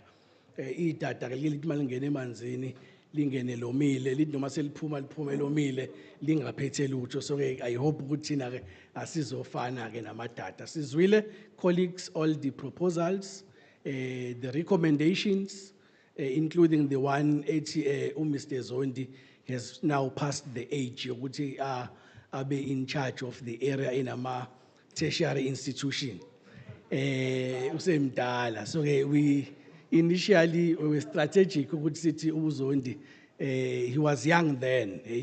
So ke manje ke ukuthi akasakwazi ukungena la, but ke we will have a discussion ke no Mrs. Masinga ukuthi simenze njani uZondi mangabe sedlulile kwi-age. Kodwa ke we do have ama colleagues asekwi-age. We do have ama colleagues asekwi-age in this district. Mhlawumbe ke sizomreplace uMr. Zondi going forward. Colleagues angiboni ngala eceleni, ngibabona ozakwethu bahlale lapha ngemuva. So ngiyafisa nje basukume ozakwethu so that sazi ukuthi noma mhlawumbe ngiqale ngoku-acknowledge i-province, ngibonge nje kubona. My boss, Mrs. Masinga, she had no obligation to be here. This is a district event, not a provincial event. So ngisibonge nje usazoyiblessa le session. Kodwa ke ngikhumbulile ukuthi ke she was not part of the session we had in December eMoy River, which was a provincial session. So ke bese ngiqala ngibala ukuthi ke if bengafikanga namhlanje bengizothi ke hayi kusho ukuthi ku personal. So ke kumele sibasinga akahambi yedwa, uhamba nozakwabo from the provincial office yakhe. Dr. Hlongwane is among us. Dr. Hlongwane, she is the head of outreach in this province.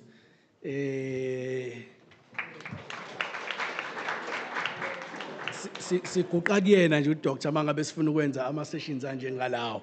There is Babu Ngwira, uThabani Ngwira uka outreach naye no Dr. Hlongwane, kodwa yena ke more communications. Babu Thabani Ngwira, communications officer wethu. We have the two colleagues, Ubaba Khuto, uka finance at provincial level, Babu Khuto.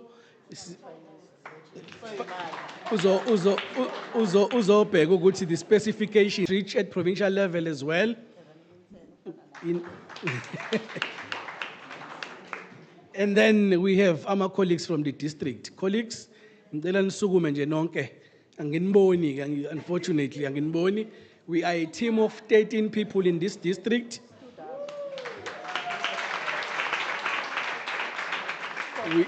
We are a team of 13 people. DC 22. Yeah, out of the 13 members of this district, I see, we only have one female. We only have one female. I know some of the people who have started questioning the orientation yami ukuthi mtatane. But I look back ukuthi mtatane. What is the reasoning behind uqasha insizwe engaka? Yeah, we only have one female. Kodwa ke going forward, sesiqedile ngama males. Sesiyofocus kuma females going forward. Ngeke nisambone umuntu wesilisa omusha. So we have 7 offices in this district, from KZN 221, Mshwati up to Richmond. And we indicated earlier on that these offices are only meant by 1 person because of the size of the municipality. With an exception as Msunduzi, nakhona ngoka size, they have 3 colleagues in that office. Otherwise, the other 6 offices are only 1 person per office. Then you will appreciate ukuthi mangabe sithi we are expecting you guys to assist us, because you cannot expect a person like Ubabu Manqele from Mshwati with 13 wards and 66 voting stations to be all over and to be everywhere ngaso sonke isikhathi. So we are expecting leadership lesinayo namhlanje ukuthi kube yiyona ezos-assista by creating platforms for us ukuthi sivisite sizokwenza i-outreach kanjalo nakuma-SRCs that are here. We are expecting you guys, this is only the activation. Masikhuluma nge-activation, angithi this is only the beginning. So there is a lot to come. So we are still expecting you guys to help us by creating our platform so that we come and engage your SRCs, you come and engage all the students kuma campuses. So colleagues, then we have a district office. District office, it's myself and the 2 gentlemen, my daughter, as a district office. Unfortunately. Babu Zondi, I believe that you have something for the guests. Sondela baba, ama guests ethu sizobonga kuona. Kodwa ke nje sibonga wonke umuntu okhona in this session. Sithi nje ningadinwa nangomuso uma ngabe sishaya ikhwelo. Sithi please come and partner with UIC kuma sessions ethu. Nathi ke sama babu umkhizi siyafuna ke nathi ukuthi sibizwe ngala gama lele kwalisebenzisa wathi sini sama patriots nathi. Yes. So ke nathi we are patriots. Siyafuna nathi ukuthi ke i-country siyiserve ngendlela and in line with the mandate of the commission as employees of the commission. So on that note, colleagues, before I hand over to Zondi to distribute ama gifts, we have a lunch prepared by myself, Mr. Mtatane, not the PO, not the provincial head, myself, Mtatane. So we are going to be served ukudla okufanayo. Since I see we don't have dignitaries when it comes to into the catering. So we only appealing to allow our guests to be the first ukuthi baye lapha phambili bayophaka and then ke siye ngamatafula. On that note, Babu Zondi, I'm not sure ukuthi ke ben prepare ukuthi ubani othola i-gift ubani ongayitholi. Abokufika. Oh, abasekhaya abangeni lapha. Mhlawumbe kasiqale ngobaba ubaba uMkhize, Deputy Minister. Deputy Minister was Msunduzi. Siyabonga kakhulu baba. Thank you so much. Thank you so much. Ungadinwa nangomuso. We are aware ukuthi uMsunduzi also kunama departments that are here. We have ABM supporting this event. Abasinike nale venue basilungisela na yonke furniture. Thank you so much ABM, communications department from Msunduzi. Thank you so much. We also have EU desk yase Msunduzi. Sibonga asiphezi. Sisimbali.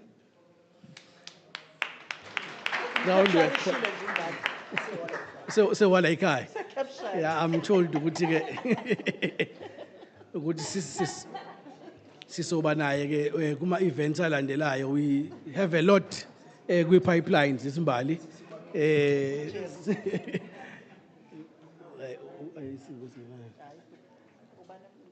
Sisi uAnele, program director. cishe ngathi MC kanti program director le akuyena uMC akufani kunomehluko. Siyabonga kakhulu Anele mina nawe nje we are like this. Kusukela manje going forward ngeke siphinde sixabane. Baba Sandile Manzini Zuma onqamalala kusho ngathi Zuma onqamalala kuyafana kuthiwa kuyafana uZungu siyabonga baba yeah so we are hoping ukuthi now unazo izinto nazo kwi pipeline yakho kwi department you'll be gladly inviting us to partner with you kuma programs eninawo sikhona available especially now that we are preparing for the upcoming election.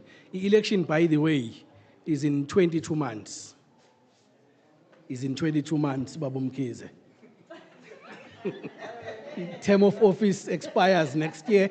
Babu Mkize, selidumele masumpeni. Asepele ma guest Mr. Zondi. Okay.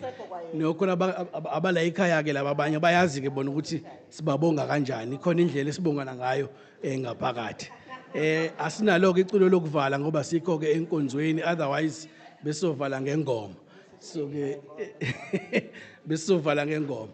So ke asisale ke sesi thobisa amakhanda simbonge nje uThixo ukuthi ube nathi namhlanje. Baba wethu ongcwele nonguyise wenkosi yethu Jesu Kristu. Siyabonga mzali wethu, siyabonga mdali wezulu nomhlaba ukuthi inkosi ube nathi baba siqala lo mcimbi siwuprepare. Waba nathi inkosi uqala futhi lo mcimbi namhlanje inkosi uphinde waba nathi kuma discussions wasinika inkosi wisdom. Sizwile inkosi abantu bakho bezinikela inkosi ekuthenini bafuna ukulisebenzela lelizwe. Sithi ke inkosi sicela usinike amandla baba ekutheni sikwazi ukuqhubeka nalokho esisiqalile manje. Inkosi ke busisa nalokudla okulungisiwe namhlanje ngayo uJesu Kristu inkosi yethu manje naphakade. Amen. Thank you so much colleagues.